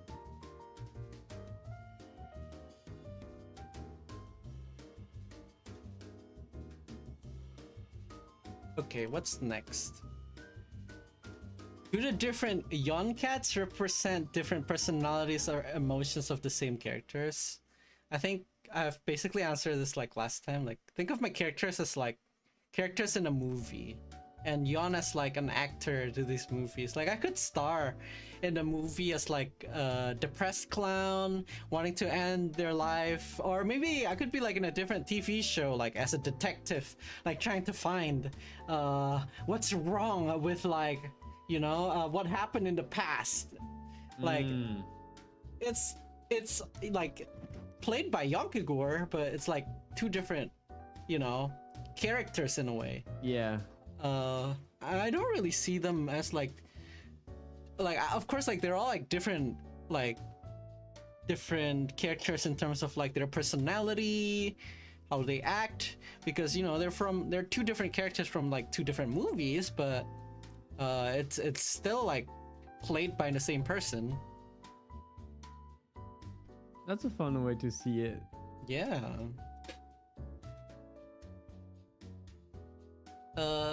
Next question. Where did you learn to draw your art? I'm self-taught, and honestly, I don't really take it too seriously. Like, I don't draw to, you know, I don't really take drawing too seriously. That's why some of my drawings are really wonky, but you know, I love them. but like people like it, so I don't mind it. Like if people like it, it's fine. They're so cute. It's so unique. I love your flat chin. The flat Yokogor chin. It's so cute. Yeah. Wait, I'm looking at your thumbnails. Has your chin become flatter with time? I think so, yeah. Oh shit, I'm looking at it right now. Oh, it is. Oh my god, it is a trend. We need a... Flatter. You look at It like is getting Selfish flatter. Yokogor. It has that like chin shape. It's got flatter and flatter. What happened? Where's the Yonka chin gone? They're gone. It's cute. No more jawline. Yokogor with no jawline.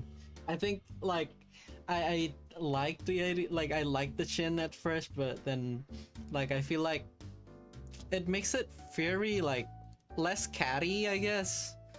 Less like cute and catty. I don't like it as much anymore.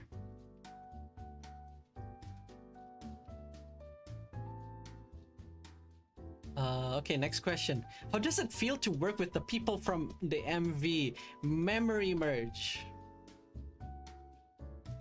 How does it feel to work with? Yeah, with you. What does it feel to? How does it feel to work with me? Is that a question? Yeah, basically. I'll be answering like about like you know everyone who I worked with in Memory Merge. I love working with like Daniel Lee. Like he's always been like great. I just send him like, hey, this is what I want. This is the type of like vibe I'm going for. I show them like a few songs that maybe he can like try out to listen to, and he'll be like, okay, I'll send you like a few versions.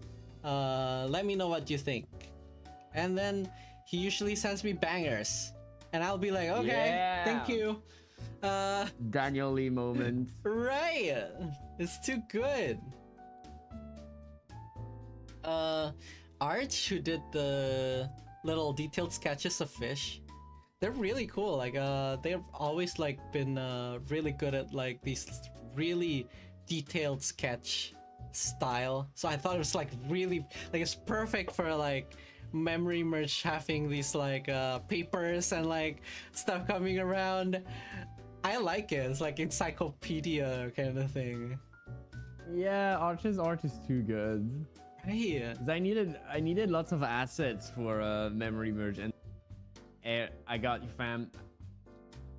Yeah, exactly. Troparty is a really good friend of mine, and like we actually started nerding out about like Miku outfits at first, and then he started making his own outfits from there, and now he's actually like learning design, like I guess in like how to design costumes for our characters, and it's really cool. I'm excited to see what he has in store for my next music videos as well, because he's definitely like staying as my main character designer. Yeah, that's cool. And of course Andre is really reliable. Like he's just the all reliable little purple wolf. Like he just works on everything for me, and like he's always on time, and when he's not on time, he'll tell me like, Yon, I don't think I can finish it this quickly. And it's so sweet, it's so good, it's always so chill working with him. Like I'm never, I don't stress a lot, when working with him. It's nice. I'm glad you like it. Thank you. It's really nice to work with you too, because you always have these like amazing song and concepts, and it's super fun to make MVs for you. So I'm always happy. You're sweet.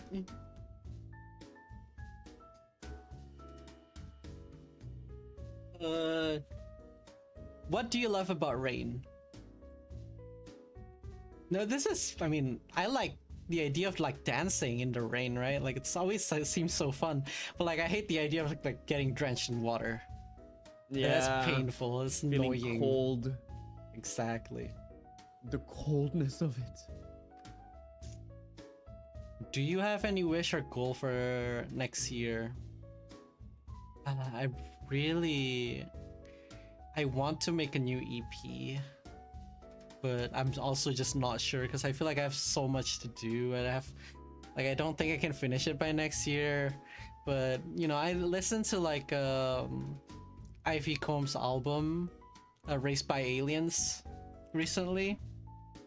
I just want to do something similar to that, where like it's like a whole experience where you just listen to it in one go. And since I'm not that good with like really long songs, I'll probably make an EP. And also because like I honestly am not good with like listening to that many songs at once. I think just having like 6 songs is a good balance.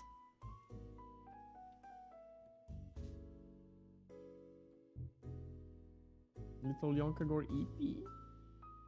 Yeah, I guess so, yeah. Yeah, the EP would probably not have an MV for every song if I were to do it.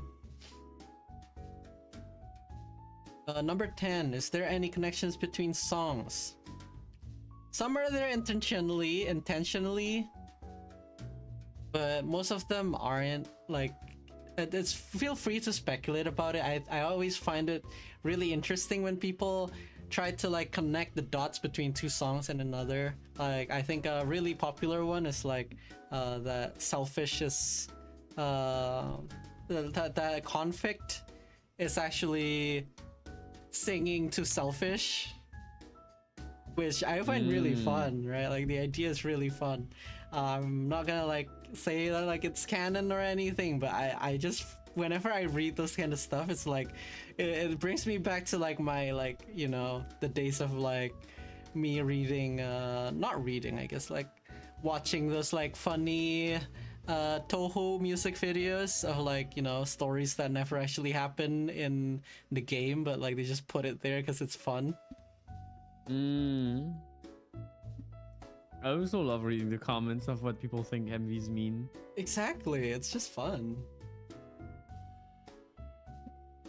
Let's speculate. Speckle. Oh my god, Speckle. Oh my god, Yakugo reference. Okay, next. What are your other hobbies? I like trains. It's so cute. I also like tycoon games. I like cooking a little sometimes. You like making mods for Unity? Oh, I gotta tell you this. Like, recently I got into like modding really nice, like one of my favorite games as of recent. It's Parkitect. It's basically like Roller Coaster Tycoon, but like a spiritual successor, I guess, like a 3D-ish version, but it keeps like the, you know, the grit of like the old Roller Coaster Tycoon, instead of like Planet Coaster where it's like all, you know, you can make like outside of the grid. And like I got so into it that like I spent like basically what, like 3 days. I think it was like 2 days before the premiere of like Linger in the Rain. I like got really into it, that I like spent like 3 days like basically learning how to mod trains in Unity. The brain rot, the struggle. Yeah, and it's like I didn't want to stop until like the next 5 days, and I like ruined my sleep schedule because of it. Yokogor doesn't sleep. Exactly. Yeah, because we had a stream at some point. I was like, how much did you sleep? And then you were like, sleep. Did you spend your night trying to make the mod work? Yeah, I did. Oh I didn't my get it God. either. I didn't get it for like 2 days, and then the third day, Jesus rose up into the heaven.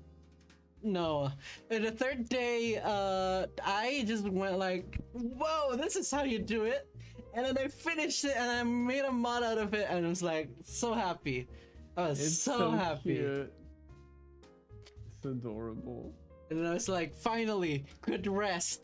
And I just started Finally. sleeping. Yeah. My time has come. Yeah. I forgot what dreams were like.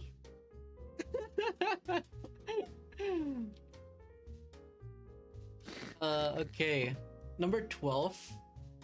Face reveal anytime soon? Here's the thing, guys. I've done face reveal multiple times. It's not that I don't like my, like, I always try to like take my face down online, but the reason is not because I hate seeing my face, right? Like, it's not because I hate seeing my face in particular, but it's because I hate that Google loves my face too much. Like, whenever you have like a picture of a human and and then there's like a cartoon, Google's always gonna pick the picture of the human, and I hate that. Like, that's why I keep putting it down, is because like Google just keeps putting it. Like, it's fine for me to like people know like, oh, that's what Yongogor looks like. I get it. Like, to me it's fine. It's not like the pictures I took makes me look ugly or something. Like, I'm fine with it. Like, sure, it was like when I still had my short hair. Now I have like longer hair, more of a bob. It's cute, but and I still presented as more masculine back in the day, which is fine because I still look kind of cool. But Google would just put my face in the front page, and like, you know, as an online like furry musician, I feel like it's not like part of my brand. I just hate it. I hate that Google does that. So that's why I just never post my face, and like I don't post my face that much anymore. Like, if I see my face, I try to like take it down, but like it's like it's not because I hate my face or like I feel you know, in particular like I hate my face or something, you know. It's mostly just for like branding. Like, if you search hard enough, you'll see like you'll find my face reveal. Like, it's there. But like, I try to minimize it as much as possible. Yeah, I was looking for it, and the first image you put for Yonkagor is for an obscure fan website. Yeah, and exactly. That's the first image they put. Yeah, exactly. Yeah, it has one article. Does it? Oh no, it has more. Oh no, it has more. It has content. Yeah. Anyway. Okay, sorry. Right. I just thought you only had one article. Cute. Okay, next question. How do you make your arrangements sound so full or dense, yet not cluttered or messy with so many instruments? Oh, trust me, it gets messy. It gets really messy.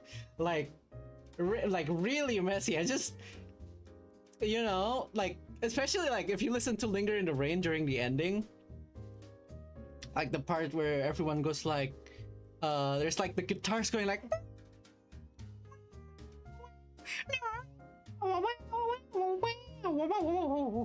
you know, and then the trumpet's just like, going like still finishing. And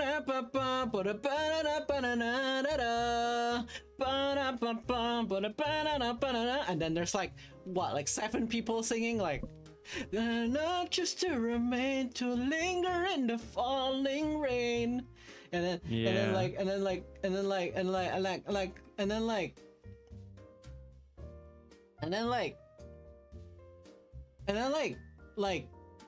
what is it? What do I want to say? Like, you know, I didn't care, and I just sent it to my to Genuine, to my mixing engineer. Yeah. And he had to deal with it.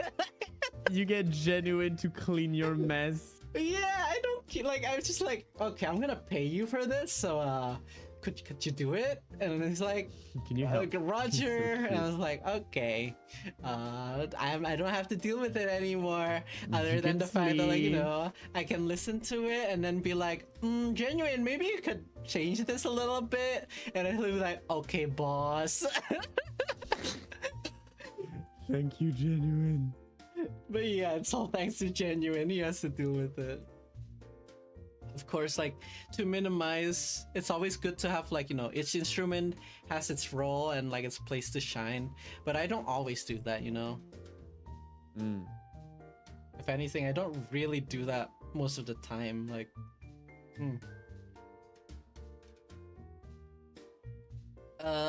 someone asked, how do you harmonize your songs, especially in your horns during big band? Let's see. So we have 4 trumpets. One is an octave. The other 2 plays like in triads. The other 3, like, they all play in triads. Saxophones, they play, usually I make them play new melodies, as well as, like, you know, they harmonize with the thirds and the sevenths. Trombones, sometimes I make them play lower triads, sometimes I make them play the sevenths. And they're lower than the trumpets, of course. And then the bass trombones and the baritone saxophones, they follow the bass. They usually play with the bass or the bass drums. They do like a little bop, bop, bop, bop, bop. You know, like just like stabs usually, because I think they sound really nice there. How do you modulate smoothly? Music lessons with Yonkagur again. Yeah. Okay. As you do the music lesson, I'm gonna pee. I'm gonna web pee. Okay. Web pee. Image file format. Yeah. Web pee.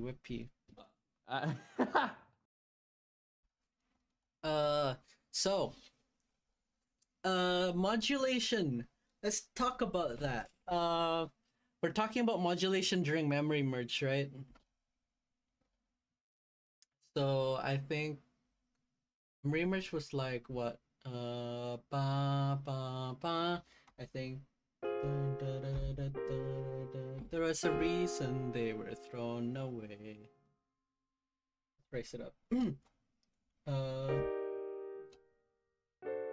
There was a reason they were thrown away.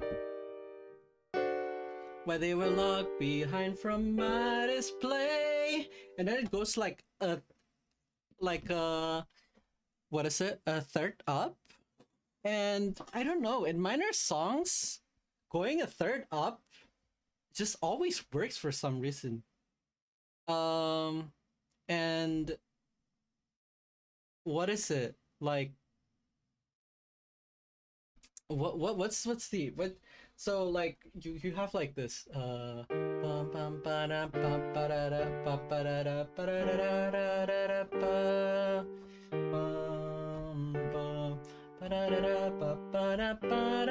then you raise a minor third up. It usually works.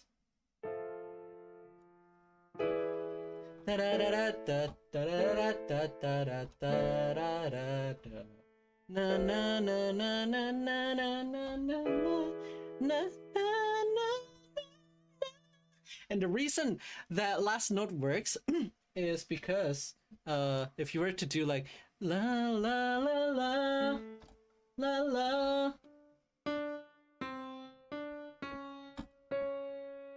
la la, and then you go back. That's gonna be like the a third down. You're basically playing the fifth.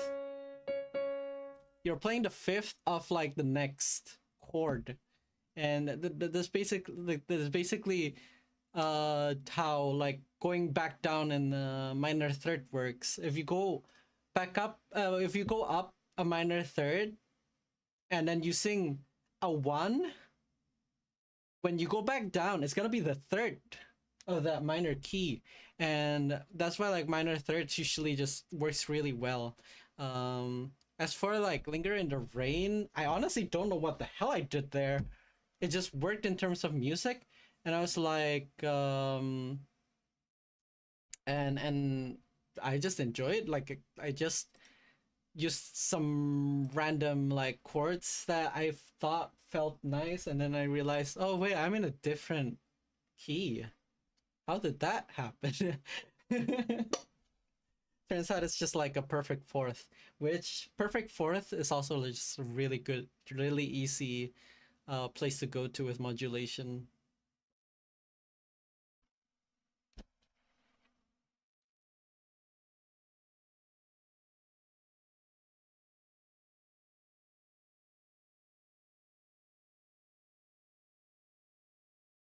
Number 16.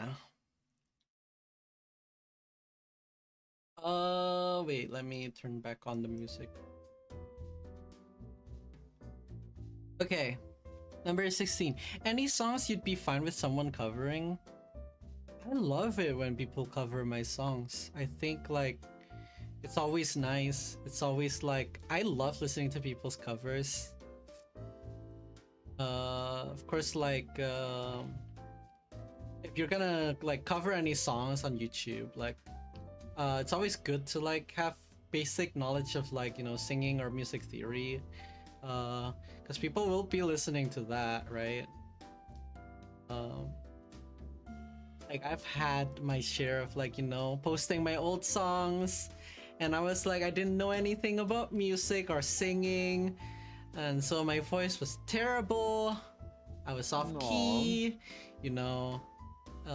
I regret posting it like really early in my development of making music, because especially because, you know, some people actually like those, and I'm just there like, no, I hate them. No.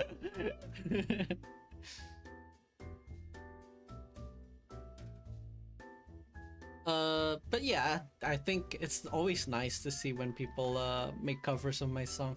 There's like a cover, like a remix of Linger in the Rain recently, and I love it. I love it a lot.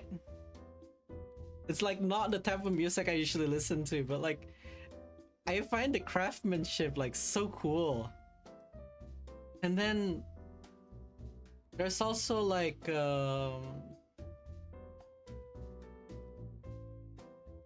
what is it? There's like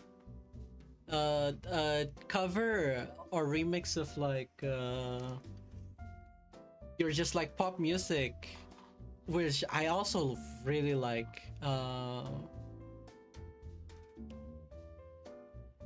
I'd love to show you guys it, but like I don't think I don't know how like the showing my browser works. It's a bit confusing with that, so I'll probably do it later.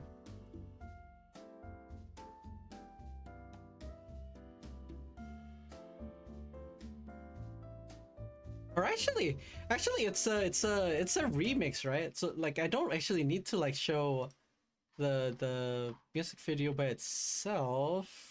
Oh, but then I also want to like credit the person who made it. How would that work? How would that work? Give me a bit. I'm gonna do a little stream scuff. You can do it. Let's see. Linger. A little stream scuff. Display window capture. New. Let's do. What is it? What is it? What is it called? Linger in the falling rain. La la la la la. More for your embrace. Also, I made it back from the web P. Welcome back, big boy. Thank you. Let's see. Okay. Transitioning. My God, I'm watching my own stream. Does it work? Does it look okay? Let's see. Yonkagor Asaf. This one, I love this one a lot.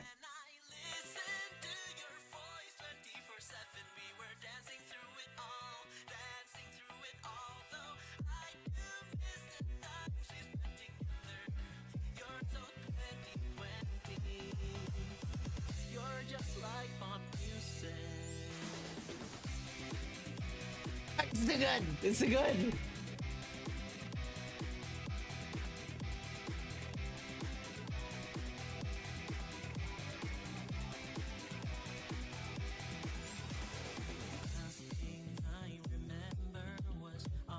It's great. I love it.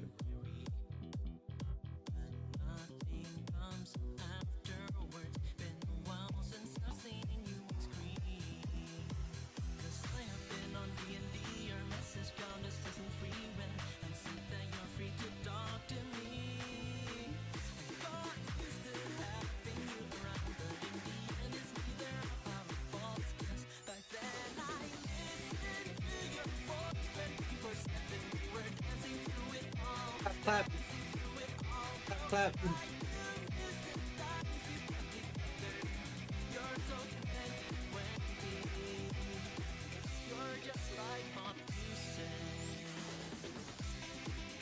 Alright, I'll let you guys like listen to it for the rest, like on your own if you like it. There's also Linger in the Rain remix. Could you share the window so I can listen to it? Oh yeah, I'll do that, big boy. Oh, no worries. Absolutely no worries. By Blockhand, this one. Yeah. Like it's very like, you know, like it's like something you could hear in like a runway. I find it really cool.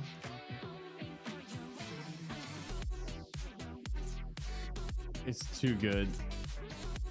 It's so jumpy. Yeah, I love it. It's like I feel like a fashion model while listening to this. Yeah.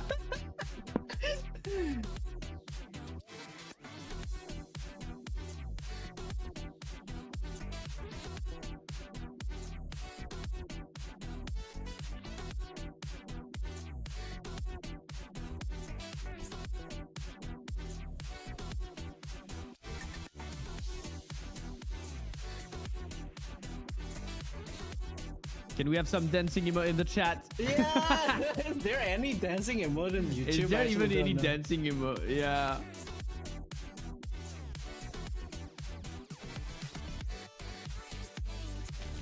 It's too good.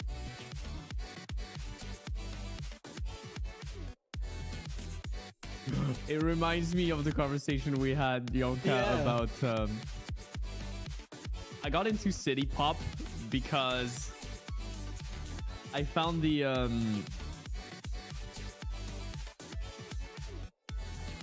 all the CD pop remix that was like kind of like running adjacent from all the vaporwave, you know, from like Max and stuff like this. Mm-hmm. And if I can remember correctly, you don't like the idea of taking a city pop song and just adding a bit of drums, you know, like Dolphin.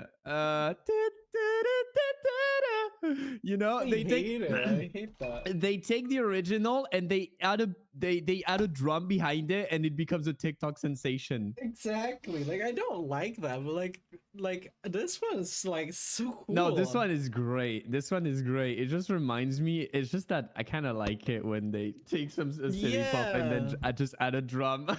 Oh, you like it? Oh my god, you I dirty, dirty. Oh my god. Listen. In 2016, I was listening to Macron.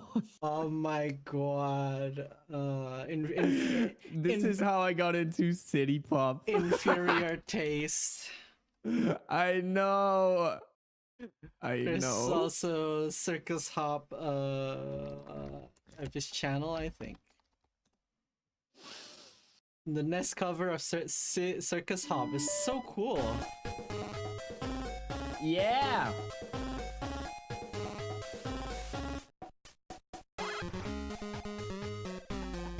So cute.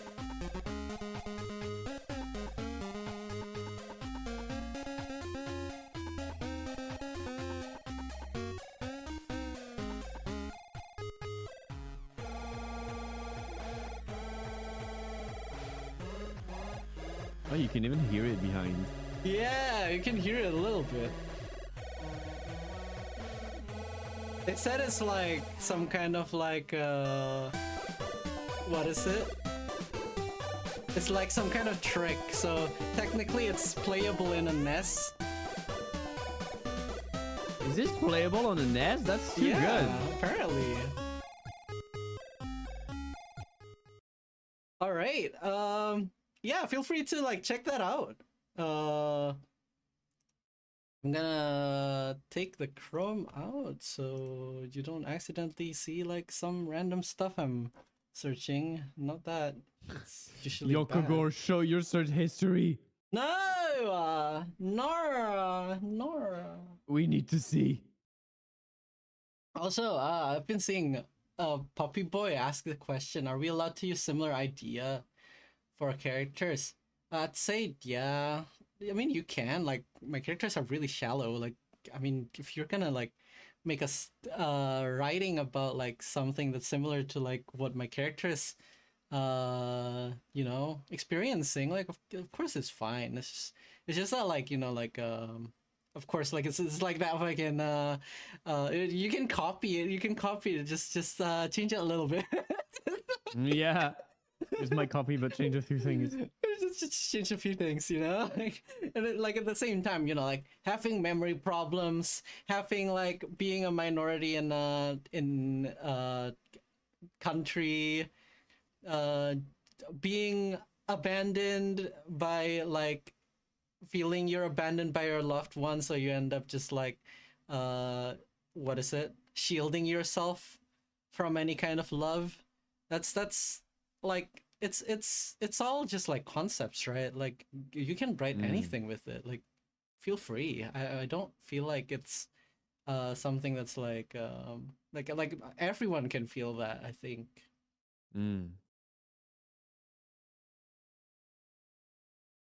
Okay, let's go back to the music.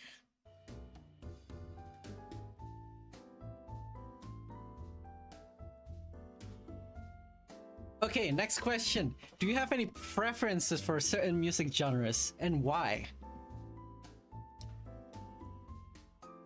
I like Vocaloid. Yay! Because of how personal their lyrics get.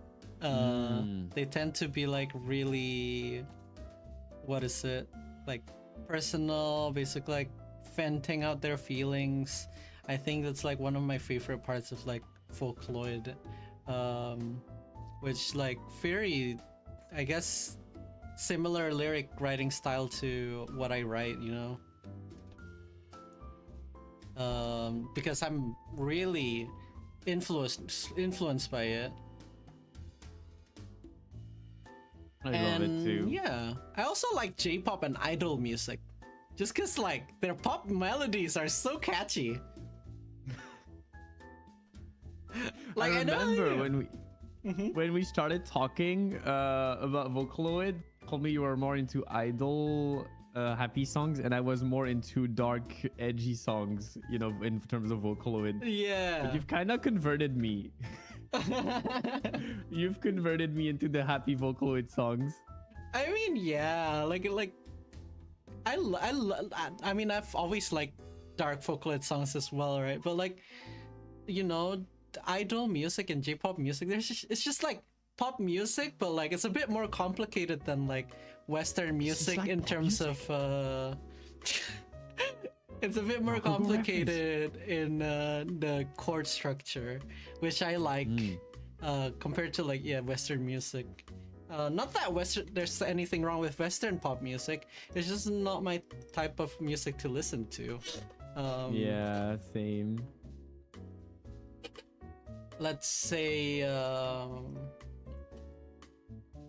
like my favorite, like I've always liked idol media. Like when I was little, I was like really interested in like, you know, AKB48. Nowadays I'm not too into it because I realize how like kind of weird their whole you know, promotion is.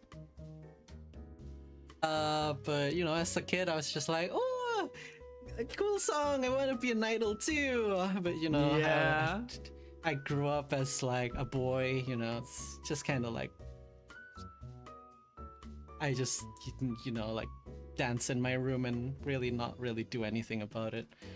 Well, I'm So glad cute. I can like make my own songs nowadays, you know. It's like a dream come true in a way. But yeah, that's what I like.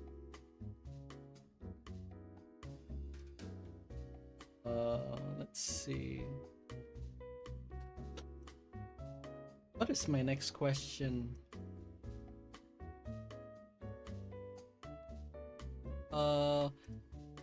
What inspired you to become who you are today? Wow, that's a big question. So it's a little story time of Yonkagor, right? Oh my god, it's your story time. So around the time of like Paper Alibis, like I had like lots of like troubles. I was like finishing college. I didn't know where I was gonna go after that. Like I was really depressed. Like really depressed. I thought like, you know, like why not just do one last thing? Like post something one last time and then afterwards, I don't know, I'd like commit like circus hop or something. Aw. And that's like what I was going for. Is like if I'm gonna like go, might as well just, you know, post something, post like an album. Like I didn't care, but then like people enjoyed them. People enjoyed the song, so I decided to like keep going. Like why not? Like people like it. Maybe there is like a purpose, you know, to life. So yeah, like I was still depressed, but you know, I just went with it. Like it's like top 10 things. It's like I guess I'll live another while, you know. And I'm glad I kept going because like I'm in like a lot better headspace now and I'm a lot happier and it's great. Like honestly, I'm really glad that like people like my songs and I'm able to like basically make songs for a living. And even with like my still recovering mental health and me not being able to like, you know, pump out songs every month or so, I just do it like every 6 months. Like people still like listening to my music and I'm really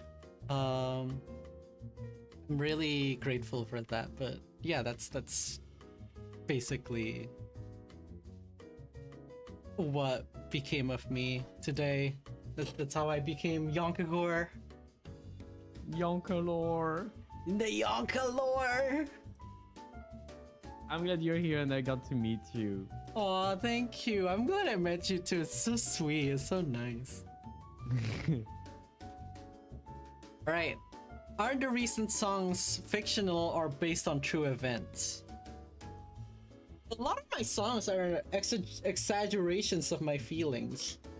Like, maybe some parts of it happened, but maybe that's not really how I feel, you know? Like, for example, like, I could make a song about, like, you know, my friend and I are drifting apart slowly, and I turn it into a story where the character just ends up, like, you know, reminiscing about it, doing nothing about it. It's like, yeah, I guess that happened. Not really much I can do, is there? But, you know, in real life, I'd be like rekindling our friendship, you know, with me and this one person who I don't even talk to anymore. And we end up being friends. And then maybe in the story I'm no longer friends, but, you know, in real life I'd do something else. It's mostly like that, right? Like, even if it's based off of something that happened in real life, like, it doesn't have to end that way.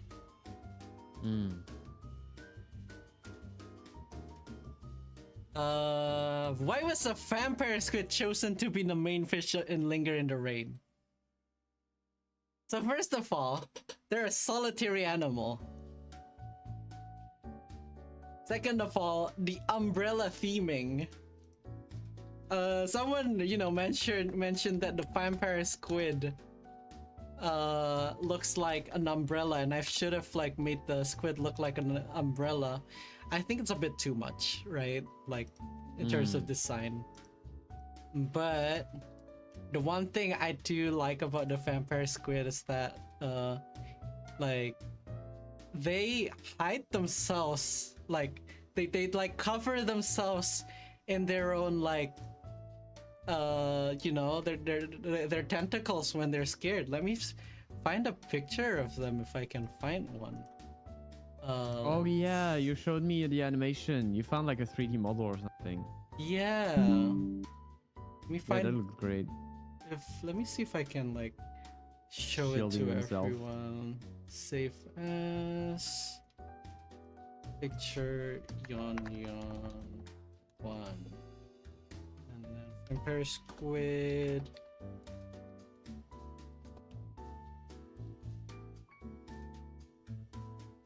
Yeah, here it is. I found a picture.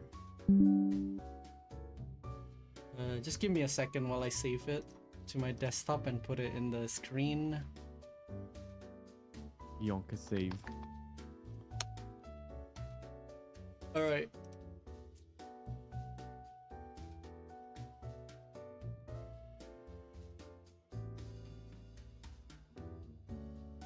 So, we have these guys. We have these guys. Let's see. These guys. Oh, look at this. Look at this cool specimen. This is a creature. And like these guys, like they're usually alone, right? I feel it fits the feeling of, like, you know, Linger in the Rain. Just, they feel alone and abandoned, just staying in like the bottom of the, you know, ocean with the marine snow. Linger in the snow, I guess.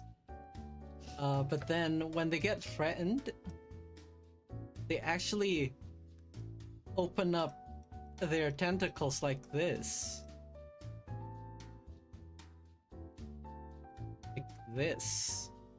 So they would, like, you know, like act like, you know, pull it up, and like they would look like a pumpkin. And I thought that was like really, like, it's like an umbrella. And it looks so crazy. Yeah, and like the idea with Linger in the Rain, right? Like, it's like, especially at the end, like, of the music video where they're like, oh, I'm gonna protect myself from like any type of hurt. I'm like, what is it? So they just open their umbrella even like during the, what is it? During the end of the rain. It's like this, like it's basically I'm scared of it, so I'm just gonna protect myself. I'm scared of what's gonna happen, so I'm just gonna protect myself. And like, you know, it's like opening an umbrella to me. That's what I think. Like that's the thought behind like using a vampire squid. Yeah. Yeah, that's droplet lore. Yonkalore. Yonkalore.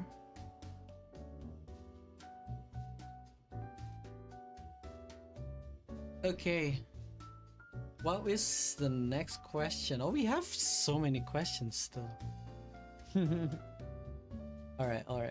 We got this. Got this. You can do it, I believe in you. Yakugor, what's your sexual orientation? I'm biromantic, gray asexual. Next, do you regularly listen to your own music? I already listened to it too much during production, so I usually hate listening to my own songs by the end of the music, like by the end of the music video release. After the music video release, I would listen to it like for like 2 days, and then I would stop. I would not listen to it. It's like I hate like Linger in the rain. Like shut up, Yonkagor.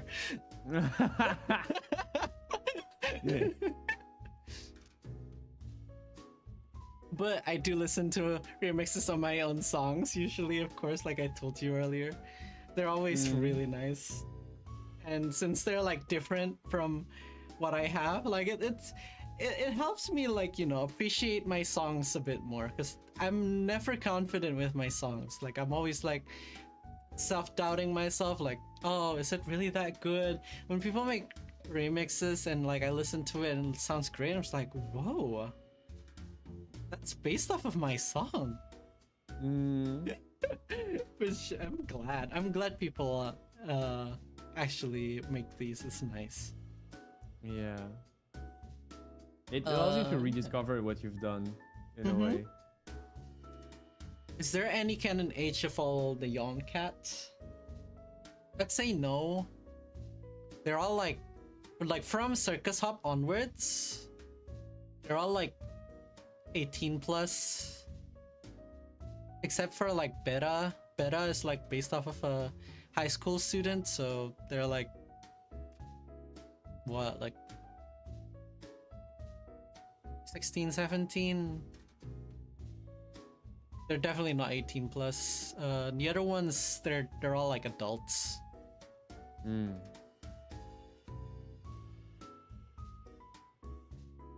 Okay, next question. What is your dream collab?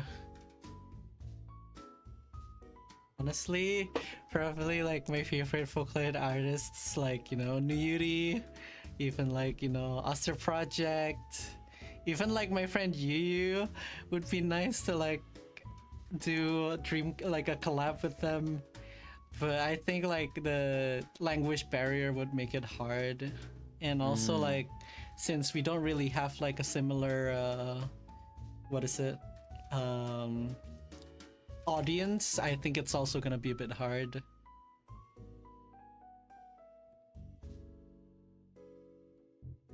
Have you thought about Ivy Comb? Yokogor, do you know Ivy Comb? Who's Ivy Comb? Who's Ivy Comb, Yonka? Who is Ivy Comb? Oh my god. Shaking my head. Yeah, who is Ivy Comb? You should make a collab with Ivy Comb. Yeah, maybe I should. I should check out their music. Especially like yeah, there's this one song called like Bluebird, you know? Featuring Bluebird from Ivy Comb. Yeah, I wonder who it's they a are. great one. You should listen to it. Yeah, I should. All right. Next question. Do you put much lore into your MVs? I think I already said this earlier. Yeah, no, not really. They're all like really shallow. Usually like one storyline. A thing that I noticed is like a lot of my characters have either trauma or abandonment issues, and they're all too scared to take risks and would much rather save themselves. Mood. I guess, yeah, a lot of them. I guess Speckle wouldn't be so, like, you know, then again, they just kind of, I don't know, Speckle's just like, I want to save myself so that things don't happen again. But then they're like, I forgot that, you know, these things hurt me. These memories hurt me. Yeah. So in a way, they are trying to save themselves. They're trying to like take the least risk by learning what happened, but then they forgot that like the reason they forgot about it is because they're traumatized by it. Are you gonna reintroduce any of your old or unreleased songs? I know that there's demand for it, but I'm going to focus more on making new songs at the moment. I think I'll see about it. The only song I'm thinking about re-releasing right now is Cherries and Wine, just because I really like that. Yeah, I love it too. But there's no other songs that I plan on releasing in the future yet. Those nice chords. Yeah, I like it. Would you ever do a seasonal themed song? I want to, but it takes too long to create, as in like, you know, I'd make a song by like, you know, make a Christmas song by September. Oh my god, Christmas! The song would be done in like March, so I'd have to like release it next year, and I don't really want to do that. Ooh, I'll think about it, but you know, like if I make a Christmas song, I'll need to like do it in, you know, like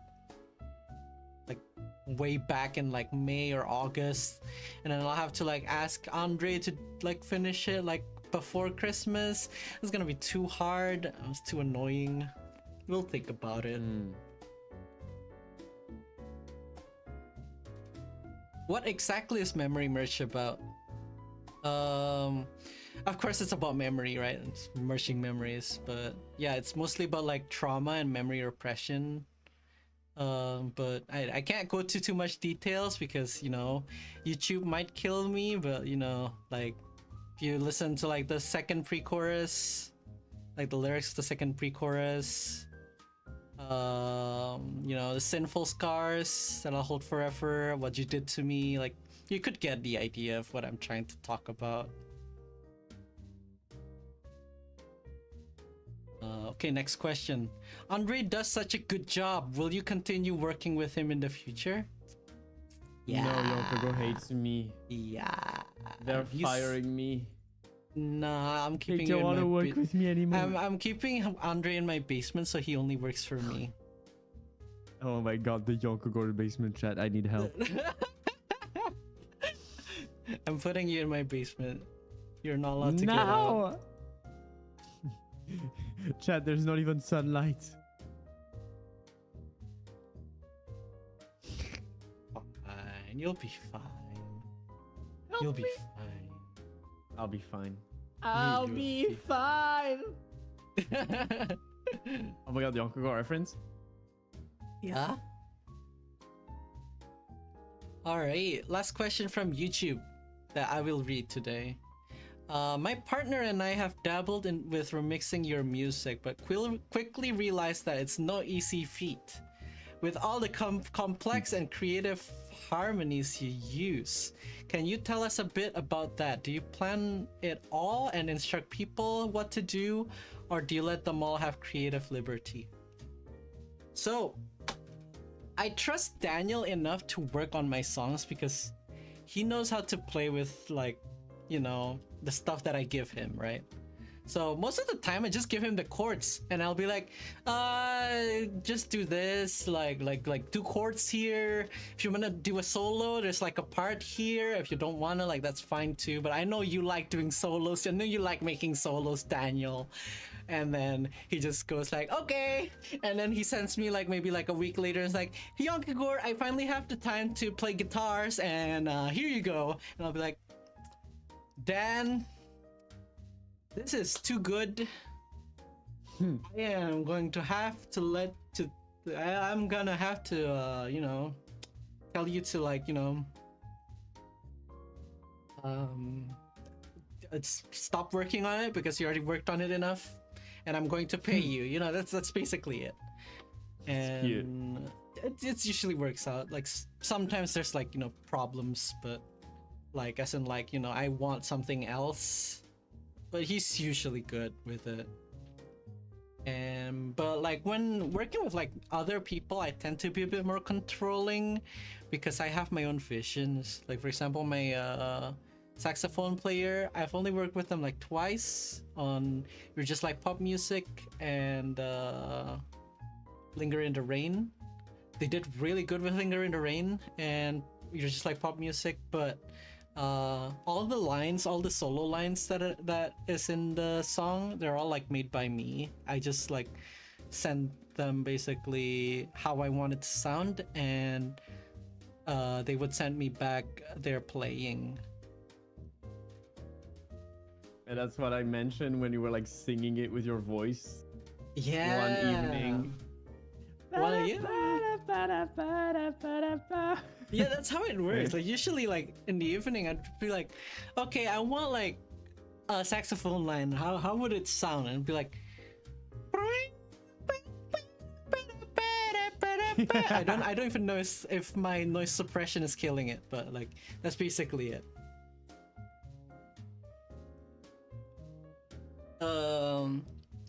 All right, off to the questions from Blue Sky. Are the different instrument and melody choices on each ear intentional? Yeah, so if you put everything in the middle, it will sound really muddy.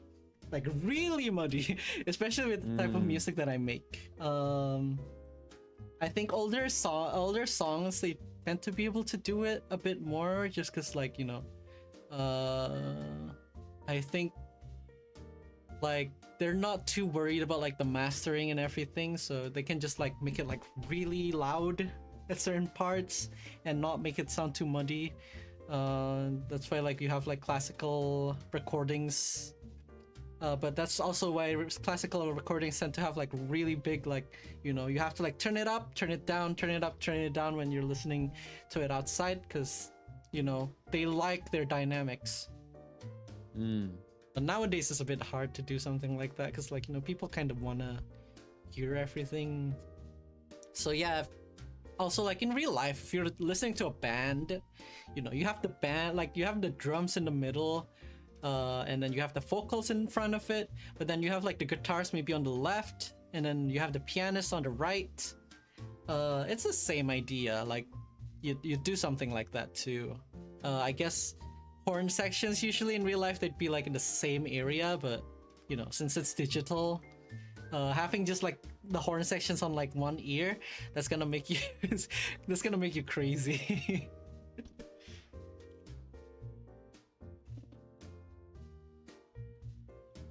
Second question. Is the screen ratio on the bridge intentionally made to represent time frames and the repetition of events? On what song? Yeah, Memory Merge. On the Memory Merge. Oh yeah. I do enjoy playing with the screen ratio because it's like it gives different feelings. Right. Oh, and there's also the thing that my style is very heavily inspired by Japanese songs. The thing is, like, Japanese is often written from top to bottom. So they can have a character on the right and then the text top to bottom. And it works really well in 16:9 ratio. The problem is we read from left to right. And I like to have the character on one side and the text on another side. But suddenly, I need a lot of white space for my text. And I have too much space on top and at the bottom. So this is why I have this very narrow like these huge black bars at the top and the bottom, Yeah. because it makes it a lot more cinematic, and it allows me to have a character on one side and text on another side, without having too much empty space. And then for memory merge, I have this very huge ratio of like, I think it's even larger than what they use for cinema. I don't think it's a standard ratio. Yeah. It just looked nice to me. It's nice. Yeah, and I switch between that and 4:3, and 4:3 is like, it's like the old VHS monitors. time, right? Yeah. Yeah, before I remember I had a 4:3 old huge ass screen for a Windows 95 when I was a kid. And it kind of shows, yeah, basically 4:3 represents the past. Yeah. So, it represents the so past. it has meanings. And like, what is it? Like, we basically like went to this like I grew up with like those square monitors, right? Yeah, you too. So I find it like especially like in the scenes where like you have like the small speckle, like tiny speckle, you have like the 4:3. It's like back when you're little. Yeah. If you notice in my song in Memory Merge, like the parts where it's talking about like younger memories, like like that one has like 8-bit melodies, you know, 8-bit sounds. Oh, that's cute. They have like, you know, melodica. They have like recorders, little glockenspiels. They're all like meant to represent like childhood, like things that happen in childhood. Which, I mean, if you're understanding the meaning of the song, just kind of makes it even worse. But yeah. I didn't even realize that. I'm learning more about Memory Merge 6 months later. Yeah. Will there be another chance to purchase the plushies or new ones? Not really. I don't know. I'll have to ask Makeshift. I did buy a lot of plushies for myself, but I'm probably gonna sell them. I'm not sure.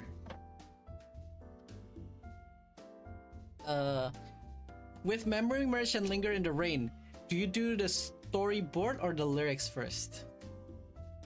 It's always music and lyrics first. Otherwise, like, Andre wouldn't have any idea what to draw.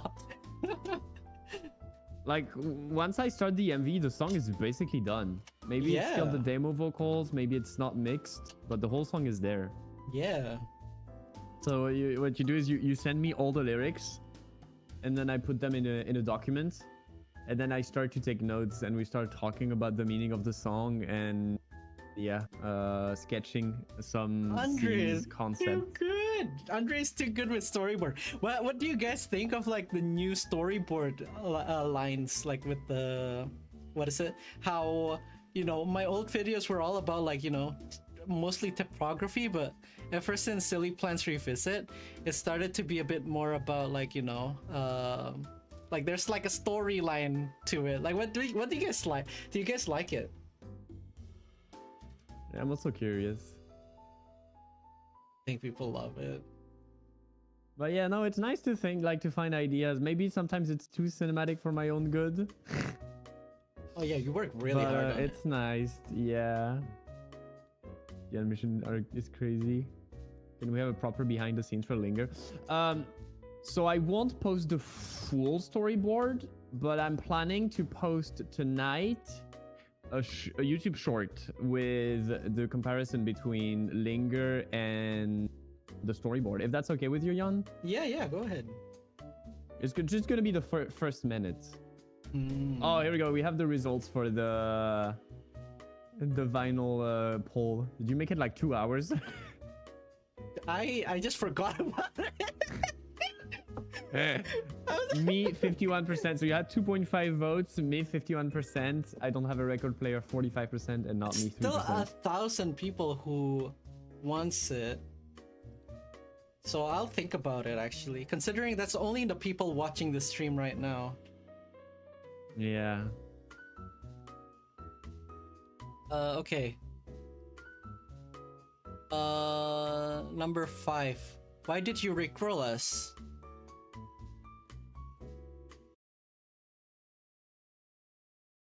Why were you so nosy about that QR code and memory merge?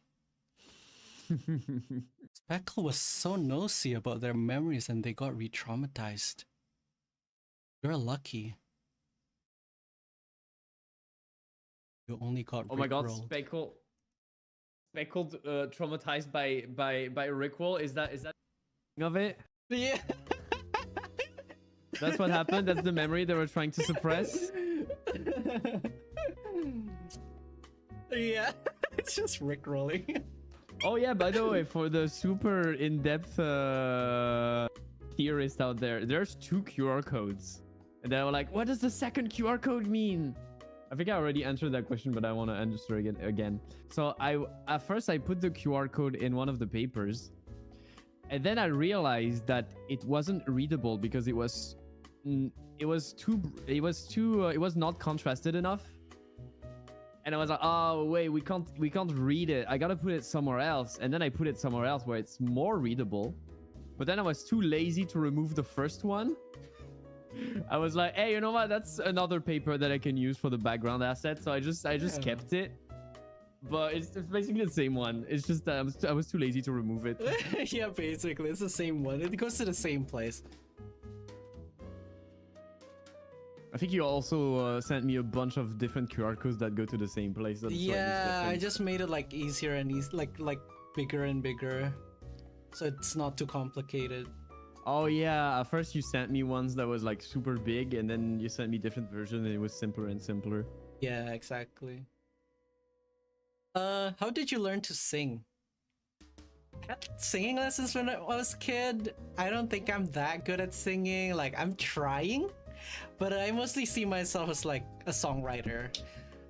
But I do have fun singing, and that's what matters to me. And it seems like people like hearing my voice. I do understand that like my voice is not for everyone, because you know it's very unconventional. I know some people are like, they like my music but they don't really like my voice. I understand it. I think it makes sense, right? Like back when I was growing up, like I listened to Vocaloid a lot. Sometimes, like most of the times back in the day especially, the tuning is very robotic and not everyone likes that. I get it. Like I had friends I showed Vocaloid to and they're like, oh, it's too weird for my taste. But I like it, you know? And I'm glad there's a lot of people who like it too. We do. What's funny is that when I started listening to your songs, I thought you were American because I could not hear your accent. Yeah, I could not hear your accent. That's interesting. I mean, I'm French, so I'm not the best with non-English accent. To be fair, which song was the first one you listened to? Oh god, it was Leroy. I was at Leroy's place, and he showed me. Might have been Circus Hop, I think. Oh, okay. Yeah, Circus Hop. I was exaggerating my voice a lot, so it probably just sounded really American. Yeah. That's fun. Then I think my second one was Bitter and Blonde. Ah, okay. You said you were specifically changing your accent for Circus Hop. I didn't specifically change it, but like, you know, since I was singing really weird to begin with, I guess it could be interpreted as like, okay, they're just singing this as like, you know, a way to sound weird. Like the brain just sees it as that, like, probably. Okay, next song. Out of your uni therapy songs, which do you think you relate to the most? So it's like Circus Hop, it's normal, top 10 things. Is that the ones? Then again, a lot of my songs basically, even within like outside of that, like it's like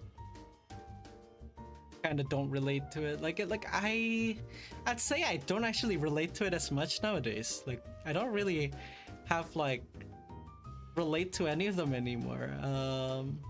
Like I'm in a way healthier spot now, and like I think writing those songs back in the day helped me to like get over those feelings. I still have, of course, like some like mental problems that I need to take care of, but I think that I've definitely like grown as both as a person and both like, you know, in my mental health.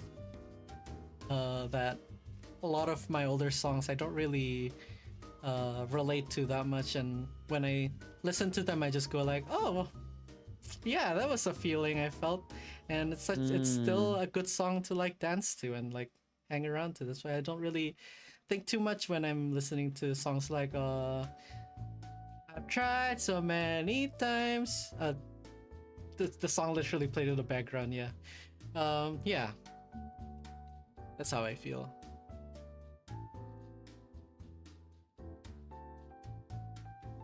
Next question. As someone who's somewhat trying to get into music production, what would be a great way to start learning? And what VSTs and sound sources would you recommend? I think searching for a good DAW and researching the right DAW is great. Like I said earlier, if you like loops, try FL Studio or Ableton. They're always nice. If you're making more of like arrangements, like I do, like you could try Cubase or Logic. Of course, like do some like research on your own. I think it's great to see if it fits you or not. Some of them have demos that you can try. If you want free, try Reaper. But like I said, it's the UI is not the most intuitive UI. As for VSTs, you can actually just research like what you hear online, like see if it fits your needs. Like it's not always the same cut for every person. For example, like I like my brass like controllable using like the mod wheel and everything, all that. So I use Swarm.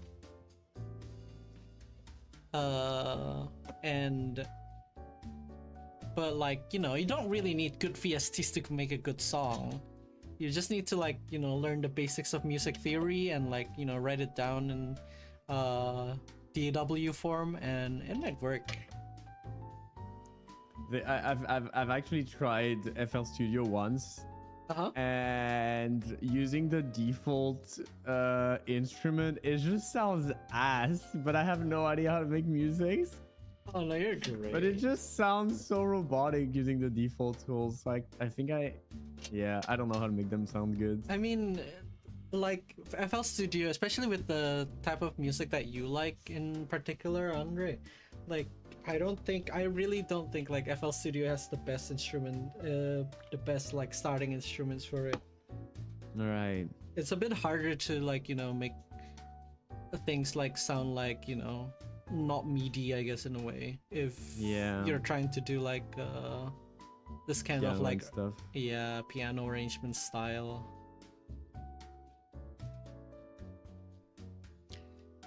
Number 9. How do you make your chord progression sound so good? Yeah, that's a good question. So music has been here for like years, right? We have lots of like music to reference to. Sometimes I copy other people's like chords, because I mean you can't really copyright chords. And like, you know, a lot of the good chords have already been like taken by someone before. There's a lot of canons that you can use, you know. Like let's do another music time with Yonkagore. Music time with Yonkagore. For example, yeah. You know, the classic like pop music. You know.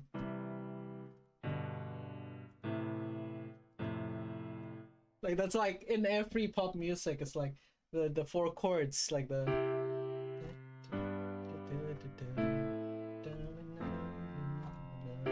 Like I know it's basic, right? But like if you start there, like it's great. Like like you can do so many things. There's also like, you know, the Japanese chord progression, Royal Road, that's like everywhere. Yeah. Freaking Royal Road.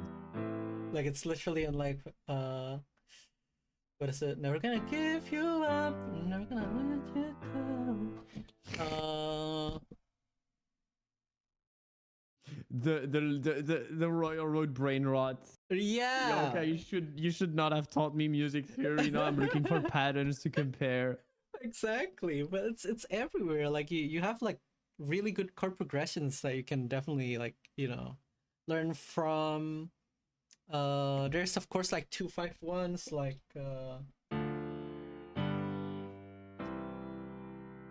Yeah. like you can study like, you know, basic music theory, like jazz chords, like, you know, the sevenths even, secondary dominant. It's always good, and then 2-5-1. But like, you know, you start with the basics. Don't push yourself too hard. After learning like bits and pieces, like, you know, try incorporating like new things to your chords, to the course of your songs, and then you'll start, you know, getting used to like making new chords and getting better at it.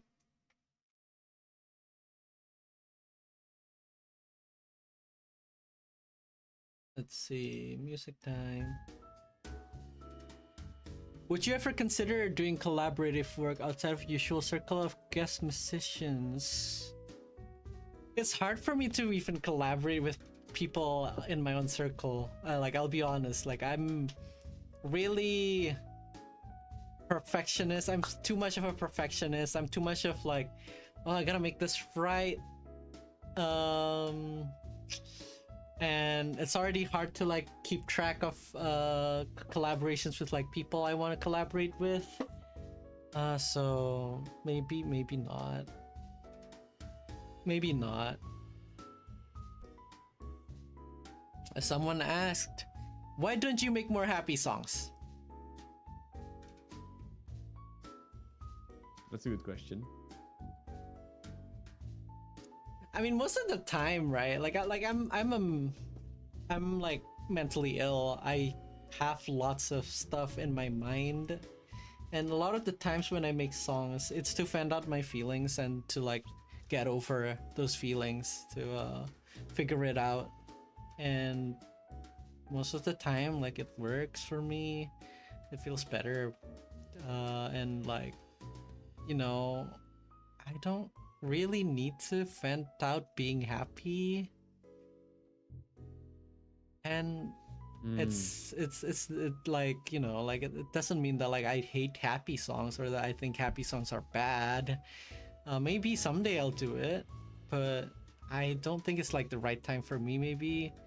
And you know, I quite like angst. Like, I'll be honest, like I like, you know, making people cry. I like making people feel like, you know,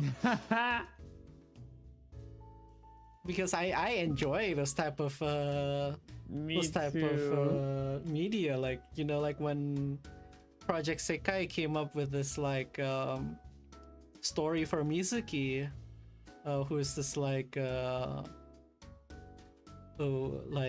transcoded, I guess, transcoded character. And they had this whole elaborate story about coming out and not being able to come out. I was eating that up. I was like, Aww. And when the new song came out, I listened to the lyrics and I was like bawling. I was like crying so hard. And like, I was like, I want to make something like this. I was like, oh.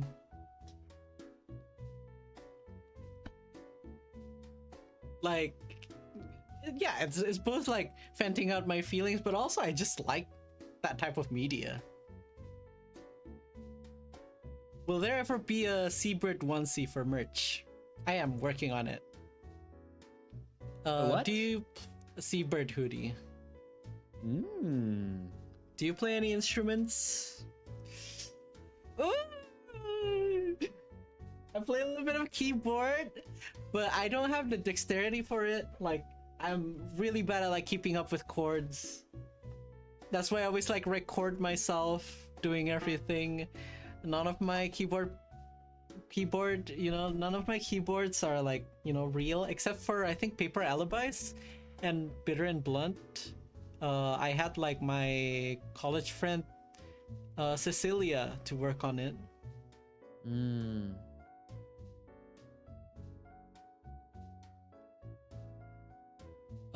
Do you major in music composition? So I majored in songwriting. So music composition, but like in a more like pop twist. So a lot of the things we studied were like, you know, things like who was that, like who was the people, like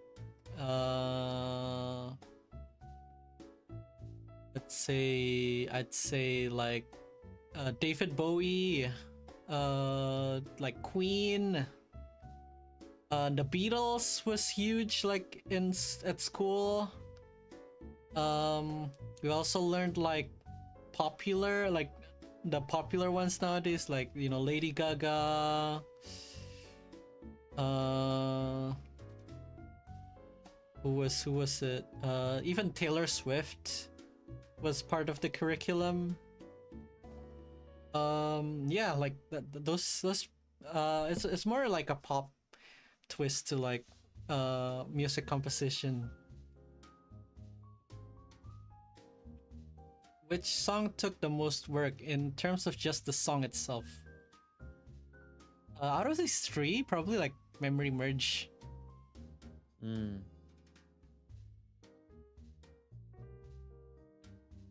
In terms of animation, you'd say Memory Merge as well, right? Yeah, the Memory Merge was like 200 hours last time I checked for the project. Let's go. And Linger was like 140. Yeah? Yeah. Does Linger in the Rain reference unscripted play? Nah. Should one imagine Droplet happy? Can Droplet be happy? This is actually really funny. So the idea of like Droplet and Speckle being this like sad figure is really funny, because one time I made like the art of Speckle after like Memory Merge hit like 4000k, and someone was like and then like Droplet was like looking like, you know, kind of like annoyed, mad, with like, you know, the new spec. One of the heterochromia was like a partial heterochromia. It wasn't like the speckle that you see in the main music video. And someone basically like said like, let them smile. Oh. And I was like, that was like the funniest thing ever. And I was, from then on, I was like, I am not letting them smile. They'll always be sad. Exactly. Yeah, that's true, because we don't see their face. I mean, we're talking about Droplets or Speckle? They're both. I don't let them smile. Because even when Droplet gets some kind of closure, we don't see their face. Yeah, we don't. But I don't expect them to be like sad. Yeah. What is it? Someone asked, what program do you use? I use After Effects. Yeah, let's go. Adobe After Effects. All right, last question for me. Would you have anything against using one of your songs in a Geometry Dash level? Yeah, go ahead. I mean, you can use my songs in like your like game mods and stuff. As long as you don't like profit from it, I don't really mind. Just have fun, you know? Share some Yonkugor. Maybe some people will listen to it and it's like, oh, I like the song. I think a lot of people actually learned about me through Mr. Sunfish from Adofy. Oh, Mello came home. Hi, Mello. Hi, what are you doing? We're doing some Q&A with like Andre. Oh, is it live? It's live. Oh, hello, I brought a cat for you. A cat. Aww. All right. Now we have like a few questions to Andre. All right. So Andre, I'm also... Yes. are you ready? I am. Okay, some of these questions you already answered, so let's start with this one. Do you have any tips for people who want to do digital animation like you? How did I start? Honestly, I'm gonna come up with something because I really don't have, because animation is so broad. It really depends on what you think you want to do. You could have like frame by frame animation. You could have tweening animation. When I How mean, about the so it's stuff there- you make for yeah. me? Sorry. How about the stuff you make for me? Like, what if they want to make something like what they do, like me? I would say just see what kind of animation you like the most. You know, I chose motion graphics because I love Vocaloid songs, and if you look at Vocaloid music videos, it's usually 1 or 2 PNGs and then the text moving around. And it might look cheap, and honestly, it kind of was a way to... It might look cheap to some people, just having a PNG and having the camera around, but I loved that. I loved how Vocaloid music video artists were able to tell a story, a very dynamic and cinematic story, through something that is so bare bones. Just moving around a PNG and some text. And I love that. And that's what I was pursuing. So I would say, maybe that's not the type of animation that you like. Maybe you like some other style of animation. So depending on what you like, maybe try to learn how they do it. I'm trying. This is very broad, but okay. If we're going through only motion graphics, like my type of animation, definitely grab After Effects.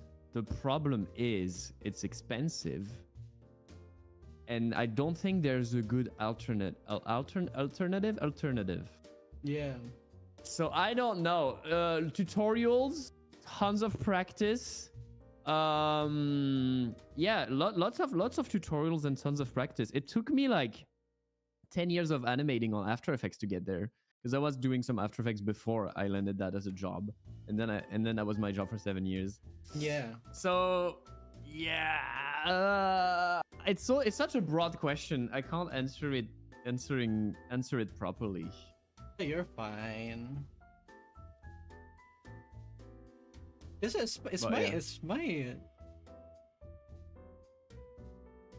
my oh, it's working. Okay. Everything all right? I was like, I thought I'm not making a sound or something. Okay. No. Next question. How do you make such good music videos? Practice. Yeah, again, I would say practice. Storyboard definitely helps because it helps to know where you're going. Yeah. I think I see myself more of a technical guy rather than an idea guy.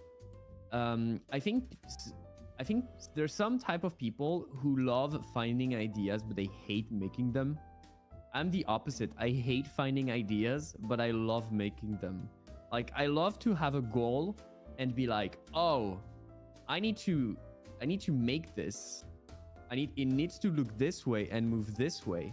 I'm not sure I can do it, but I'm gonna find it. Oh, DaVinci Resolve. I don't know if it's a good animation software, but I know it's a free editing software, so that's cool. And it's Yeah. also a professional one, DaVinci Resolve. Yeah, free professional editing software. Yeah, having a goal of where you want to go definitely helps me, because if I were in front of After Effects and I was like, oh, I gotta make a scene look good, but I have no idea how I want it to look, I think it's gonna look less good than if I take 1 hour to sketch what I want it to look and then try to meet that goal in a way. Imagine the scene in my head and then try to meet that goal. I think that definitely helps. Like the storyboard and the concept definitely helps to make it look better. Mm-hmm. How long have you been animating? So I've worked as a professional motion graphics designer for 5 years, and I've made lots of ads, lots of motion graphics for companies and public stuff, like for cities and regions, and yeah, lots of like advertisement and stuff like this. It doesn't sound like much right now, but honestly, I was just happy that I could use After Effects as my work. Even if the subject were not the most fascinating one, the fact that I could show up to work and open After Effects was such a dream. So I was just happy.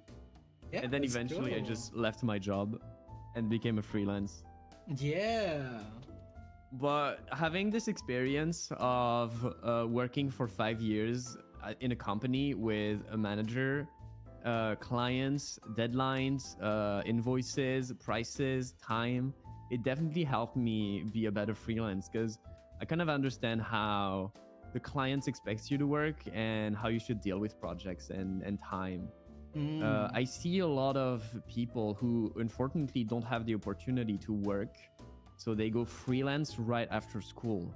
But there's so much to learn about how to deal with clients and stuff like this. So I'm really grateful that I had this experience as a salaried employee, because it definitely helped me go freelance.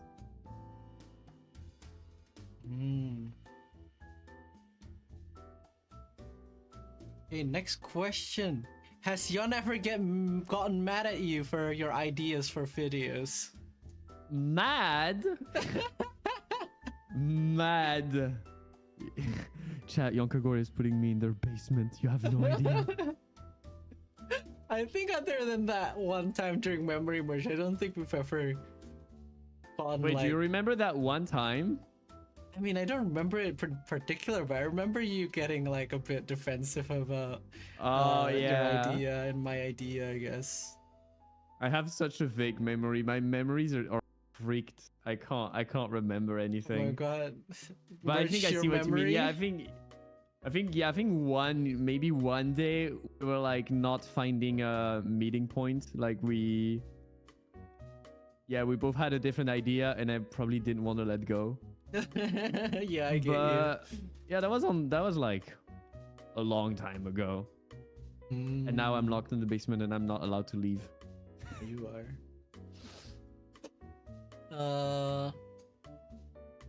In terms of like music video, which one was like the most fun to work on, including like Silly Plants Revisit?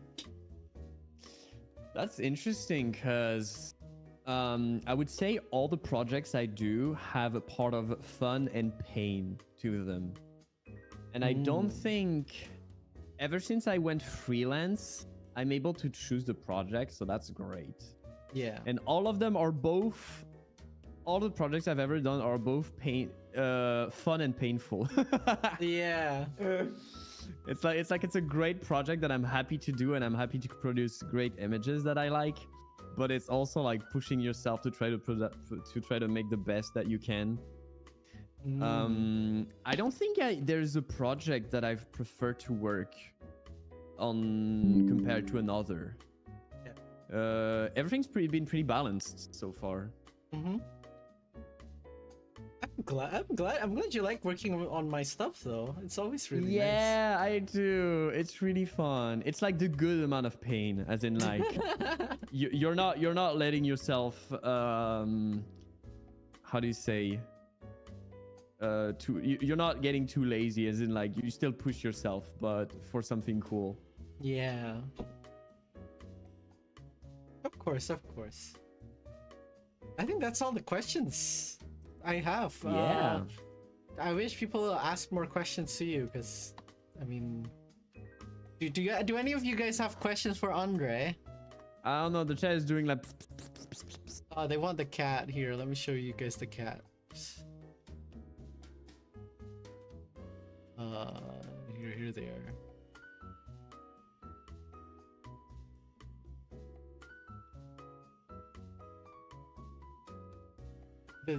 The one on the left, his name is 33, and the one on the right, her name is 22. We They also look had a so 1-1, but cute. 1-1 died. Like from Aw. cancer, I think a year ago, a few years ago, I forgot. But yeah, these are our cats. They're so silly. The orange cat. Yeah, and the orange one just acts like an orange cat, but the other one, like, she's a bit something. She's scared of everything, but I get it. It's like a scaredy cat. Which one is 22 and 33? The orange is 22, right? Orange is 33. Oh, orange is 33. Oh yeah, because you keep screaming 33. Yeah.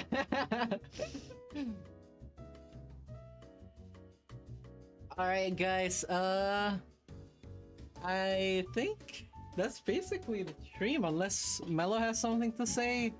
Did you have like? Didn't you prepare also another thing, or was it just? Oh yeah, not I'll for prepare today? it. I'll prepare it. There's still gonna be Okay. like 30 minutes left of stream, but it's pre-recorded, so I won't be reading anything from chat. It's just like pre-recorded. Yawn, I'm hungry. Okay, well, it's gonna be a pre-recorded recording of my interview with Daniel Lee. So that's gonna be the next of it. Thanks, Andre, for coming in for the interview. Yeah, can I answer one last question? Oh yeah, go ahead. From Lunid. Question for Andre. Are you playing Project Sekai Colorful Stage? I installed it. I thought it was a rhythm game, but there was too much text, so I uninstalled it. Too much Listen, I can't text? read. Yeah, Too much fair enough. text. I thought it was like Osu. Oh my god. I know you love the game, Yonka, so you No, just tell me it's the fine. story. I still think it's. I get it. Like, I wouldn't. Like, if I'm not too interested in it, I wouldn't like read all of it either, to be fair. Thank you, Yonka. Really appreciated it. Thank you, Chat, for Alright. being here. Thank you. Oh, by the way, I have my shorts with the storyboard comparison ready to send. Can I send it? Go ahead. Actually, maybe after the Daniel Lee interview. Okay, I'll keep it private. You can just what is it? Like, you can just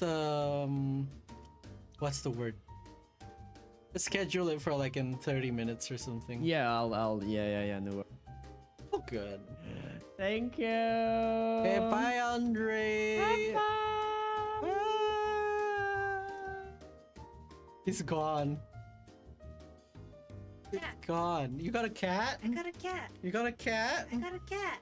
Who's this one? It's It's 33. Hi, 33. 333. All right, guys. I'll be playing this interview of me and Daniel Lee.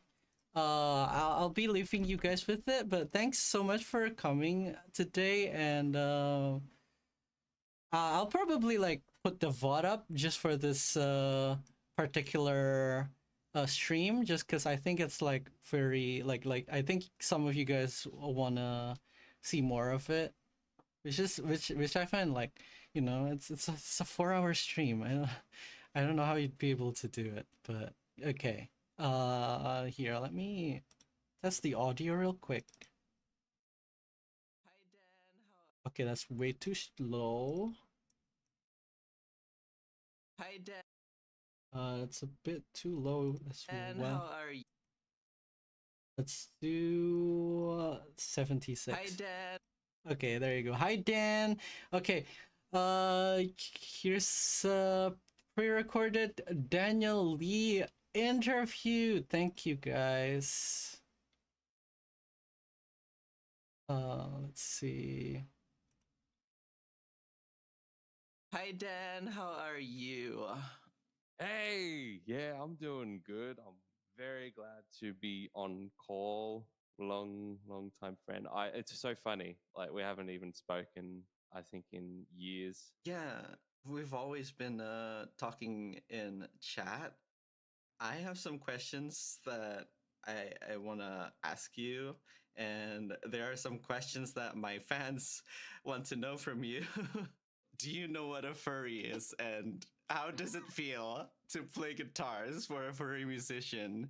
I have a very simple definition for a furry, and it is an individual that likes very fuzzy, warm clothes, and also may have some big old cute eyes as well on top of that on the one that they wear on their head. It's very simple to me. I think it's quite adorable and very practical in the winter.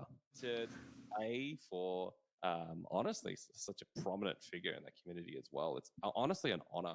Your fans are beautiful. They give a lot of support. They seem very happy despite, sometimes it can be quite hard being, like a furry or, partaking in like that kind of I guess hobby. Like, because what I see, it's so nice and positive from the flack they can get. So it's just really nice to see and to be a part of the music that you make, John. It really is an honor. Thank you, Daniel. What inspired you to start playing guitars? Is there a type of music that you're most influenced by? I would say that I started to take music a bit more like seriously when I was about say 10 or 11. I was just kind of chilling with my mate. I think her mum or dad put on like Kiss. It was like I Was Made for Love and you came on the radio in the living room, and I'm like, that song is sick. And I just listened to the guitars and the guitar solo, and I was just enthralled. And like for the remainder of primary school, I'm like, yeah, this is dope. And I just got more into the music and listened to Kiss. I'd like my first CD was Kiss. It was like the same album with God of Thunder on it. Continuing on from there, I got into Slipknot like when I was like 11, 12 as well. So that was a funnily steep transition, and then just kind of stayed on that metal train for a long time. Actually, it wasn't until about 19 I started to take on a bit more pop onto my radar. Started to listen to a bit more of like jazz, honestly, because I went from like metal to just like that, obviously that extreme music to another extreme, if you will, but in theory, because it was just so different. Like I'd always kind of considered pop as kind of like it's okay, but I started to diversify and musically grow up a bit, because I was so locked in that one genre. I didn't really listen to anything else. And yeah, I ended up listening to a Japanese pianist, Hiromi, I think her name is. And I guess how that influenced my guitar work is just kind of thinking outside of the box that I had locked myself in when I was learning early on in my journey. When I was, from 13, I was playing a lot of Slash and Red Hot Chili Peppers and Avenged Sevenfold and stuff like that, and a little bit of Pantera and Metallica. I've got Metallica early on definitely was a big one as well. Very traditional metal shred head. I heard other guitarists that were way fucking better than me at uni, and I'm like, how do I get that sound? And then they were just listening to shit that was completely different to what I was doing. So by the time you asked me to play on some tracks, I was starting moving to more blues and jazz. And then even as of the last 2 years, I think around the time we're recording for Fallacies, so like I actually started to listen to some like city pop. So like I actually started to listen to some like really cool remixes of traditional. Like I know Stay With Me is still one of my favorites. When we work together, I tend to show you my drafts of my song. You would write your own guitar arrangement over them.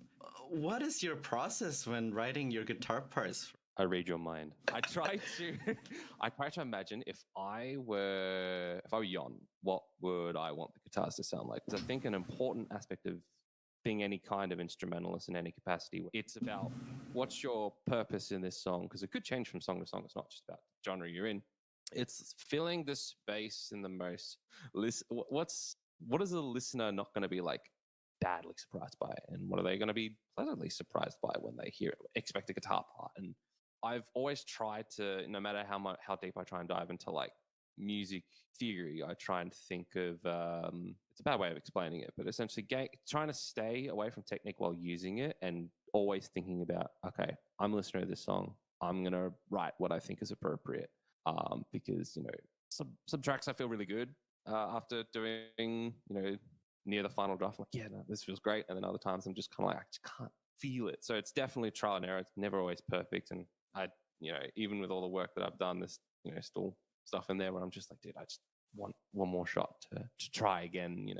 I think for me, it's always about considering, okay, what is it missing? And then also going down the road of, okay, I'm just going to try and like sing this through the guitar, what I think the solo should sound like all apart. Because, sometimes if it's a simple line where it's just, like 3 notes, kind of, doing like a funk line almost, kind of playing some funk guitar-esque kind of stuff, and trying not to take the spotlight if it's not for me, because most of the time it's not. I'm the guitarist. I'm supposed to be supporting you, It's always about considering the role, I suppose, that I have in the song. I tend to not give you any instructions. You just manage to read my mind, if anything. Yeah.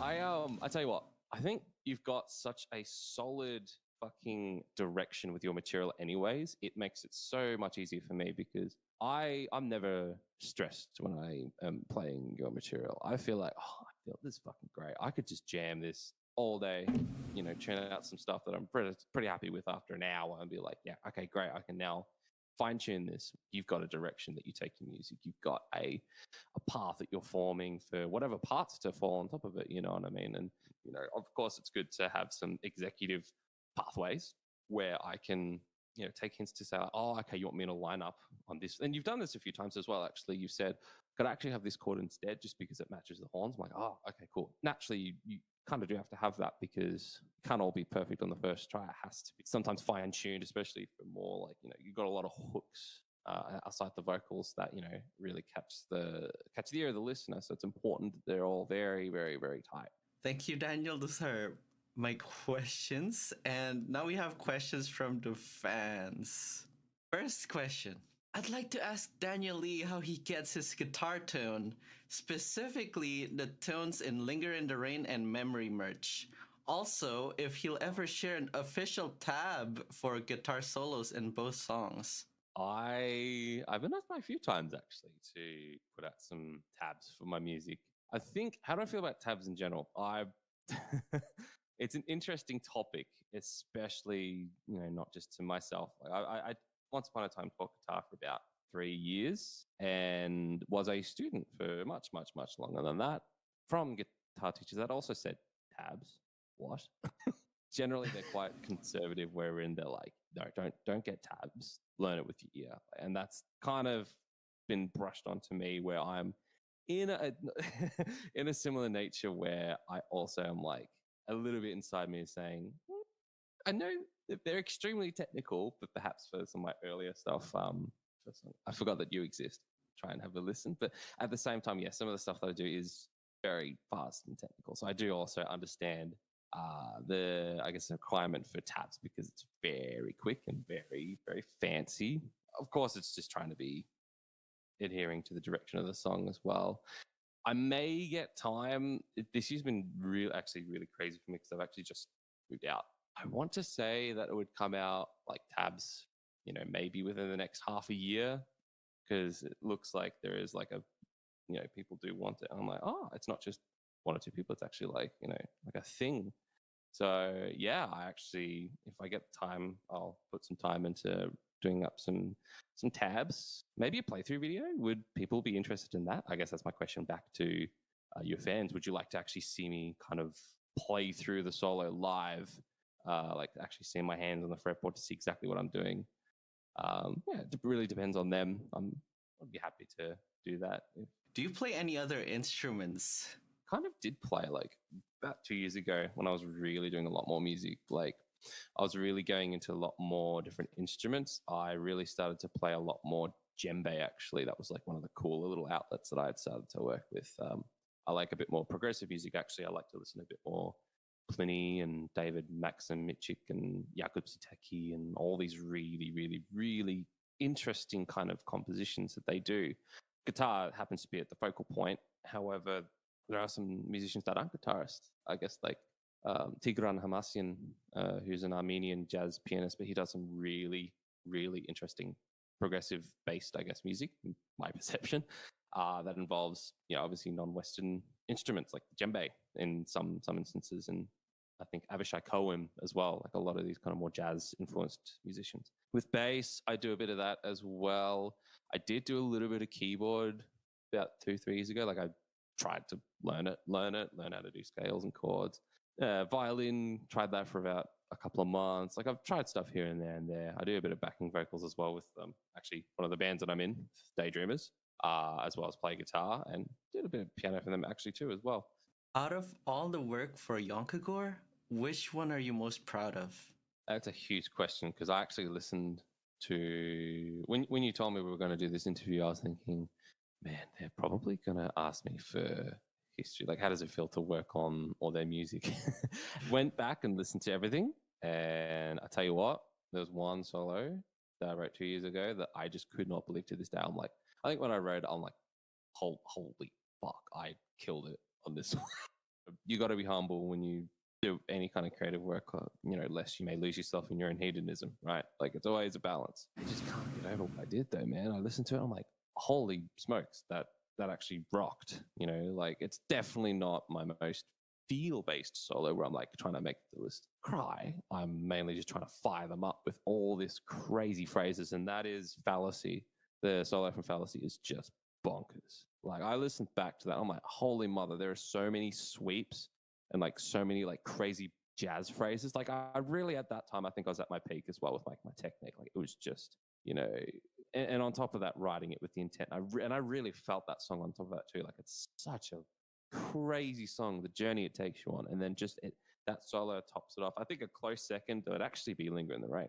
So, those really nice phrases, that was a bit more feely, like all the bends and kind of like the off-timed motifs. I always really try and think about, I guess Slash, what would Slash kind of do, but if he was just studying technique a bit more, because Slash, in my eyes, like, he's technical, but not like Tosin Abasi technical or anything like that, or Frank Mbale technical, where they just make the guitar sound like a piano. So I try to think like that, like a good middle ground between Slash. I don't know why I think of him so much, but he's just I love the way he plays his melodies. It's so unpredictable and at the same time intuitive, which is such a fucking hard thing to balance, man. My favorite out of what you've done so far, I think it is Linger in the Rain. It could be the recency bias. I almost feel kind of bad that you did such a good job and then I just cut it out with a fade out at the end. That's the purpose. It all comes back to the purpose, in my opinion. And I don't, as I said, I'm still grateful that you asked me for it. I love giving the opportunity to just add that cherry on top, which a guitar really should be. It shouldn't be the sponge cake. It shouldn't be the icing. It should be the cherry on top. It should be just that little finishing touch, especially in the genre that you write. I also did notice you put some extra effects on it after it sent it across to like a nice little, almost like a tremolo. It's all my mixing engineer. I think it's genuine, yeah. Sounds great. I love the work he does as well. Like, everything just sounds phenomenal. It sounds so, and especially with, I don't know what it is, Linger in the Rain. I think we're on the same page here. It's just been that extra step forward for what you've done. It just feels great. So everything is so like tight and juicy in the mix. It's like everything is just exactly where it needs to be. It's got a great, like, solid sound while still also having delicacy and great dynamics, for how, obviously that pop kind of mix where everything's really compressed and really like close together, but it still has that balance, that ups and downs. The next question is, how could you be so good at what you do? Did you sell your soul to someone? I practiced more than I had a social life for quite a long, and honestly, to this day, that still kind of holds up. Yeah, I did when I was like 13 to 18, even 19, like first year uni, I was still practicing a lot. On lunchtime, it was actually kind of lonely. Lunchtime, I'd go in maybe with like one other mate who would also like to do the same thing I did and just be lonely and practice music. We'd just go into like the music block at school. And yeah, we'd just learn how to shred and play songs we like. And that went on for like 4 or 5 years. Very similar story in uni as well. Yeah, like a lot of practicing, a lot of learning. I just fucking immersed myself in music at that point too. I was just shitting 251s and learning how to learning all about music theory and trying to hold on to it as much as I can while I was being surrounded by all these incredibly talented people, both faculty and cohort, you know? So yeah, I did my best to hold on to that knowledge. I think coming out of uni, I just kind of hit a bit of a blue point because I'm like, holy shit, I've got like no clear structure anymore. It's not like I have to go to school. I have to like make something of myself. I just did my best to be, everywhere, as a musician, like teach music, day job at like a couple of different music joints, all of them dodgy because, fucking Victorian music education. Yeah. And then also be a musician out the side of that and, gave it a really good hot crack. At this point, I'm still balancing that life while also working as a front-end dev. So, it's hard when you're coming off the tail of being a music teacher and, constantly analyzing music. I guess this next analogy I'm about to say is kind of sums up how I feel. It's like when you dissect music enough, you just you lose that mysticism, which I didn't really realize I could actually do to myself because I thought, I'm super passionate about music. I never lose interest. But I felt like the deeper I dug into the mystery that makes up music, the more it just it made sense in a technical perspective. But I think that was the problem. I shouldn't have let it make sense. I think it should have stayed a mystery that I always had to try and unlock because I kind of spoiled myself almost of that. If that makes sense. Like I feel like I probably should have been a bit more careful as a teacher and just kind of still straddle between analyzing the shit out of music and kind of figure out all the secrets, all the hidden gems, all the really cool chord progressions, the millions that I've tried to figure out, as well as why I started in the first place. And that's kind of what I've been doing over the last year or two, is try and organically get back into listening to where I started. So I listened to all my old music that, as I said, listen to some Kiss, listen to the bass lines. Fucking incredible. I can't believe I didn't pick up bass instead of guitar. Just taking my time again, to be honest. Just kind of taking one song at a time at this current point, and one solo at a time too when it comes to just work, and just kind of going, yeah, no, don't forget where you started. You may be kind of burnt out at the moment, but you can't let that become you. You got to do your best to find where you are and pull through and love it again, love music again. You only get this one life to do it, so you got to do it. So, do you have any quick advices for someone who wants to play guitars just like you do? I think the right thing to say, and it honestly is no matter, it doesn't depend on your current skill level. Could be from when you're you're just starting to learn how to pick it up, to if you've been playing the thing, over half your age, like I almost have. I think I touched upon this earlier. It's about remembering why you started in the first place. And this applies into all areas because I think it's what kept me on the instrument. I think there's a good point about 2 years ago, as I said, where I transitioned from being a music teacher to working in a completely different industry where I genuinely could have, and I had a genuine bit of an identity crisis about like, what's my purpose in life? Like, am I a fucking programmer or am I a fucking guitarist? Like, what have I spent 10 years on to all of a sudden have it be financially worth nothing, nearly nothing? Like, it just felt like so dark to kind of go, I've spent all this fucking time working on, whether it's, myself as a musician or albums, and then just, for it to, really just kind of be very, very tough to continue on that road and then have to rely on another industry to, keep things afloat. You have to remember, okay, well, this is just the nature of anything that you learn. It's never going to be all sunshine and rainbows and unicorn shit and sunflowers. It's about how you continue through those really dark days. How you continue through that. Is it just about holding it in your chest and just letting it breathe again and letting it just kind of flow through you instead of trying to force it all the time? Because that's what I ended up doing. No matter where you are, you have got to keep going. If you're in the beginner stages and you're hitting that wall, which I fucking felt like I actually almost gave up after like my first 2 lessons. I was just like, this is shit. I hate it. But I had to push on because I loved Red Hot Chili Peppers too much, and I loved, learning about Bruno Mars too much because he had some really sick stuff for beginners. It's always darkest before the dawn, and especially with something with like music, when you fucking learn that when you learn that AC/DC solo, when you learn how to tap like Eddie Van Halen, when you learn how to sweep like Sinister Gates, it's just there's something that clicks inside of you that you just like, this is the best. This is like a new high. The bug bites you and you just practice, and that's what got me started, and that's what got me got back into it. Where I'm now practicing more regularly these days to keep chops up. You just listen to music and you're like, that is a sick drop, or like that is a sick chord progression. How do you play that? And it's just trying to keep yourself afloat, because look, there is very specific advice for different parts of a journey that a guitarist could have, where it's in the beginning, you stay disciplined and you learn the correct technique. Like that's absolutely going to be crucial. Or it's later on where you're actually learning to step outside of that technique you've spent a lot of time on and think beyond the guitar. Or you think like a saxophonist, or you think like a vocalist, or you think like a violin player, or a drummer. That's very specific journey portion advice almost. I think there's a better way to word it.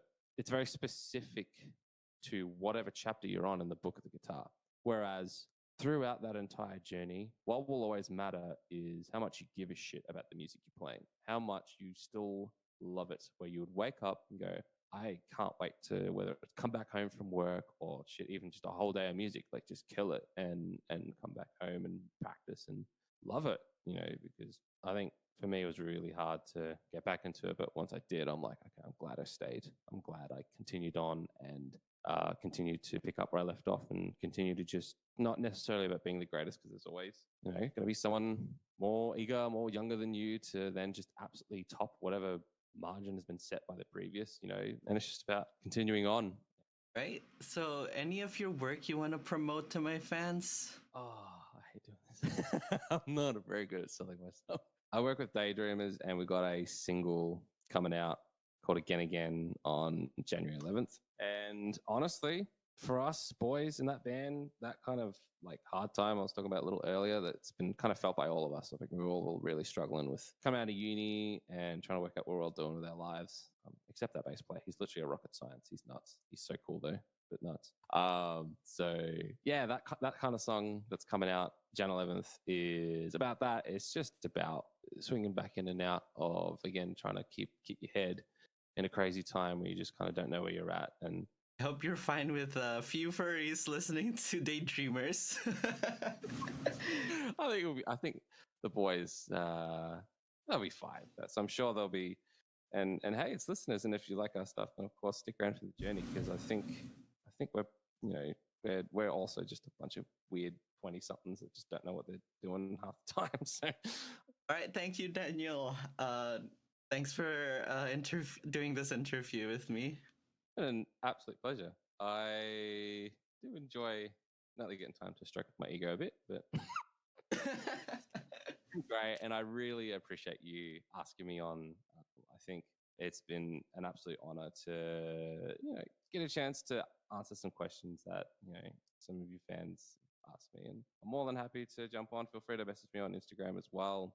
Daniel Lee Music. It will be Daniel_Lee_music. You can find me there. Feel free to shoot me a message, and if you've got any other questions you want to ask me, feel free to contact me there. That's where I'm most active. So yeah, but thank you so much again, Jon, for having me on. I really appreciate you taking time to give me a buzz and talk shit a bit. Hi Dan, how are you? Hello everyone, I'm back. Can you hear me all right? Is this mic okay? Hi. Hello. Is the mic sounding all right? Let's see.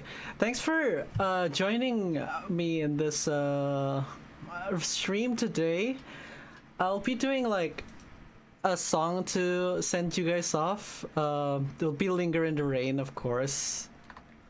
And there'll be like, a casual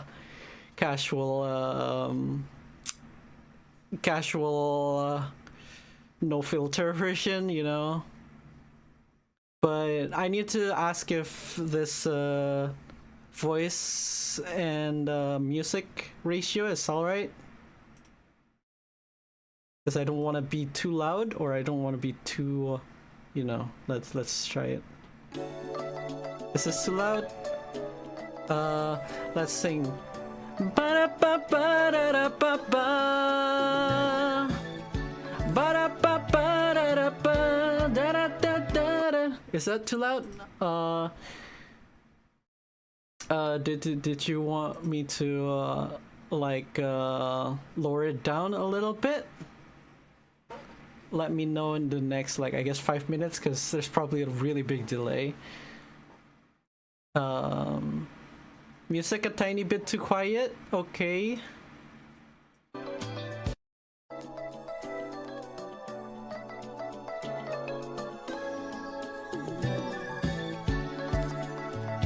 How about this?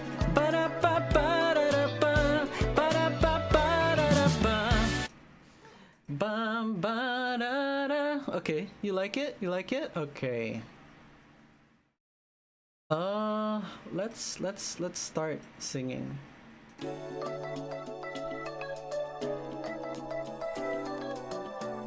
Is the voice synced to the BGM? Yeah, is the voice synced to the BGM? What do you guys think?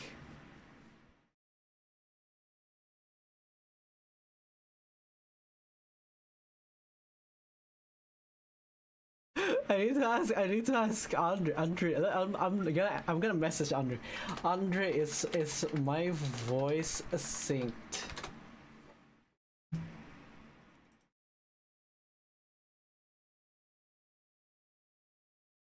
It's not synced. Okay. Let's see. How can I make it sync? Let's quickly fix that. I'm just gonna remove everything. Close. Remove this. Let's see. Properties. Do this have sync offset? Let's do 100. Let's do like this. Ba-da-ba-ba-da-da-ba. Ba-da-ba-ba-da-da-ba-ba. Ba-da-ba-ba. Is that syncing? Oh, the BGM is a bit too loud. Okay, I'm just gonna ask Andre. I can trust Andre Moraph. Okay. Let's try. I'm sorry. This is like a lot of like you know, fixing the stream, but like I'm just gonna do this and then leave you off. It sounds more delayed. Okay, let's try.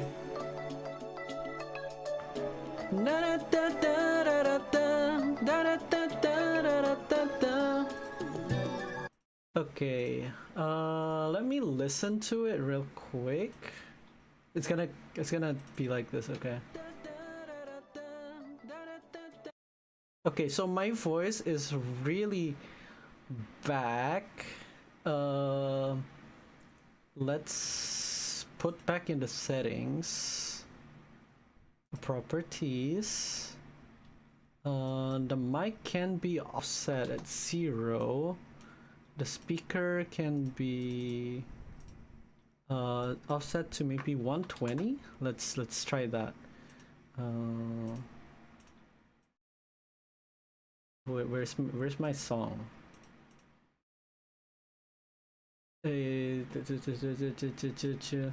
Linger in the rain.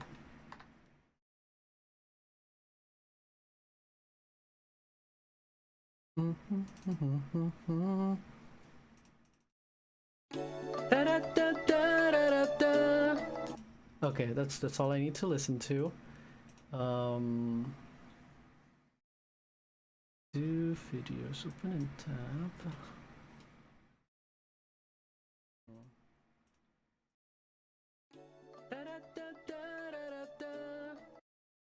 Okay, so voice is a bit too late, so let's add some latency in the speakers.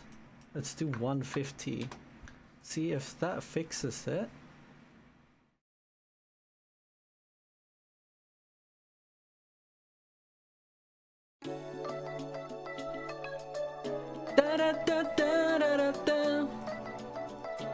Okay, now we listen to it again.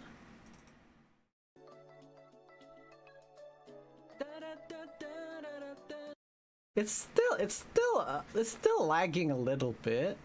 Let's do like 200. You're still streaming. Yeah, I'm just doing one more song and then I'll be leaving them. But I'm hungry. Just wait a little bit. Okay, I love you.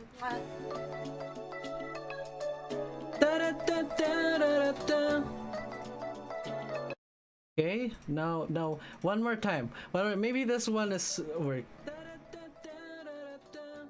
It's still a little bit. Let's do 250. Maybe 250 would be the right number. Let's see. Linger in the rain. Okay. Let's try this.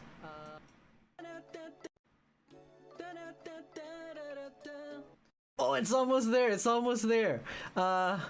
Probably like 275.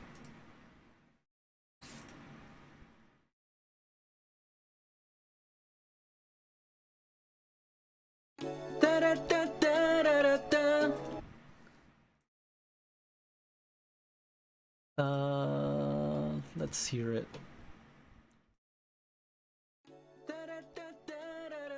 Oh my god, it's perfect! Okay, you guys ready for Linger in the Rain? I'm guessing it sounds alright. Let me ask Andre again. Andre, does it sound okay?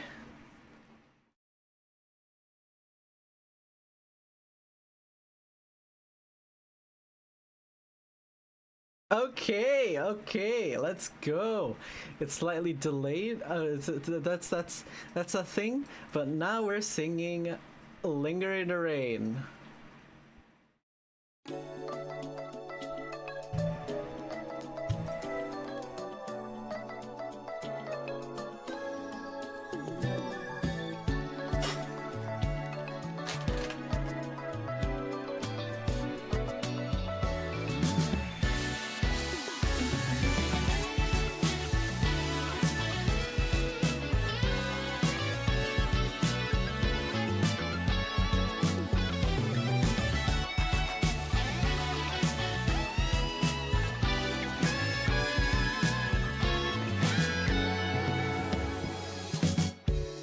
Refractions fade away.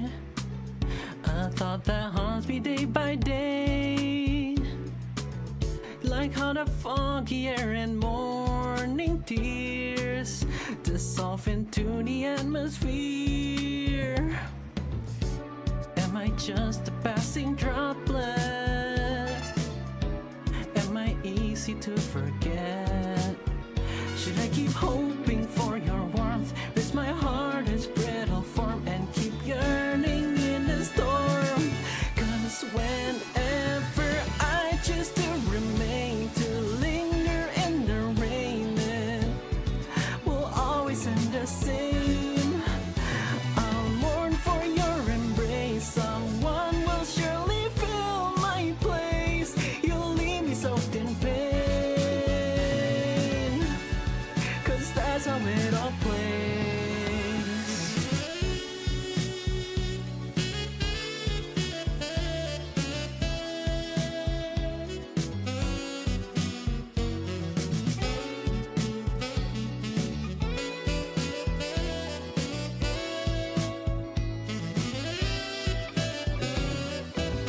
Did I say something in the past? Or were my problems far too vast? And now my worries and my evening fears to interfere? Was I just a passing droplet? Was I easy to forget? Should I keep hoping for your warmth? Where's my heart is brittle form and keep yearning in the storm? Cause whenever I choose to remain, to linger in the rain, it will always end the same. I'll mourn for your embrace. Someone will surely fill my place. You'll leave me soaked in pain. Cause that's how it all plays. Once I forecasted that someday I'd be replaced. This restless hurricane is all too daunting to suppress. So no more waiting, anticipating. I'll search for someone else. Cause whenever I just to remain, to linger in the rain and endure the greater pain. I've fallen from your grace. I'll miss you, but the hurt's in vain. Cause whenever I choose to remain, to linger in the rain, it will always end the same. I'll mourn for your embrace. Someone will surely fill my place. You'll leave me soaked in pain. Cause that's how it all plays.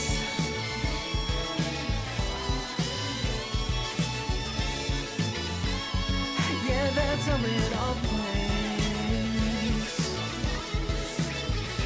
Whoa, yeah.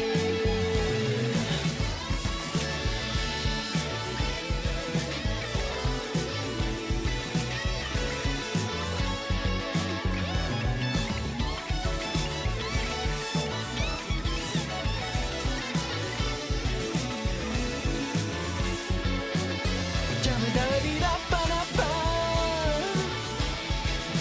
Ooh, ooh,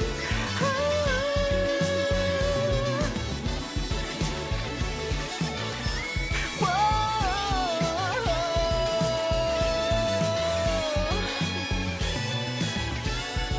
Yeah, that's how it all plays. Thank you. I'll see you all soon. Bye.